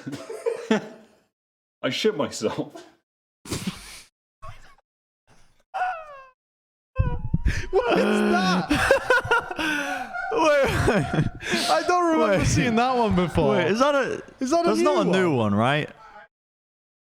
It's just That must have been an outtake. That's a blooper. Did you guys hear it? What did he say? No. I have no He clue. said, He's stirring the pot, and he goes. He went like he misspoke, and he said, "Oh shit." And then he looked at the pot and he said, "I shit myself." It's just, I don't know. We've seen that one. We've seen that. Very weird. Anyway, That's a good one. it's Wyatt's weekly award. Wyatt isn't here this week, so I'm going to give out the award on his behalf. He was not impressed with us giving it to FPX last week, so Balla, you're not allowed to give the poor award this Wyatt. week. So I'm going to give it out to somebody who has received. The team has received a lot of attention. The guard has received a lot of attention, and there's one person that I think people need to be talking about whenever they're talking about the guard. MCE. That's who I'm giving the award to here. I was setting up the little Trent bait. I was. Yep. I was. But Whoa, it's he actually follows MCE. us. What, sorry? Follows us. Does he? Yep. Oh, look at yeah, he that. does. Follows the There you go. Twitter. Follows the Plat podcast account. All right, that's anyway, why you got the award, MC. There you go. I think in a world where 100 Thieves and G2, these massive organizations, are having enormous problems with getting a roster together that works, that fits, that has that foundational play, I think people like MCE and EMEA as well from version 1 are doing such a good job at driving their team's success forwards. The reason I've given it to MCE here as well is just because I feel like the success of this roster is in the scouting as well. But it's like the coaching element and the scouting coming together and the culture of the team and the discipline with which they play and the fact that that's able to permeate all levels of the game is incredibly good. I think he's proven to be a fantastic coach, and now that he's got a bit more of that ability to run things his own way, unlike Gen.G, I think he put out a tweet saying it's nice to be with an organization that has trust in me or something. That was like, yeah, fuck you, Gen.G. He didn't say that. I'm saying that.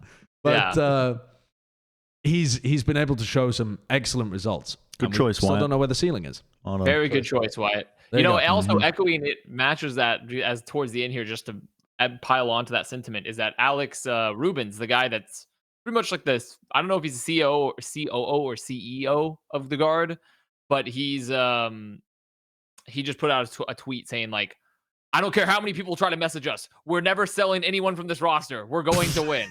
So he literally just tweeted that. He tweeted that in effect of that. That's very So, funny. Like, yeah. That is very funny. So they really believe in the vision that MC has built for them. Yeah. I think. But as a wider point there as well, I do want to put out like honorable mentions to people like EMEA as well, who've done a great job at the moment coaching version 1, and the version 1 players have been talking about how good he is too. And I think with OpTic's improvement, I'd love to know what's going on behind the scenes and who's the driving force behind that too. Because if the comp adjustments and the playstyle and that kind of stuff is being driven by Jett, that's a massive, redemption arc kind of shit for that. He needs to get on that. He needs to get a PR team on that.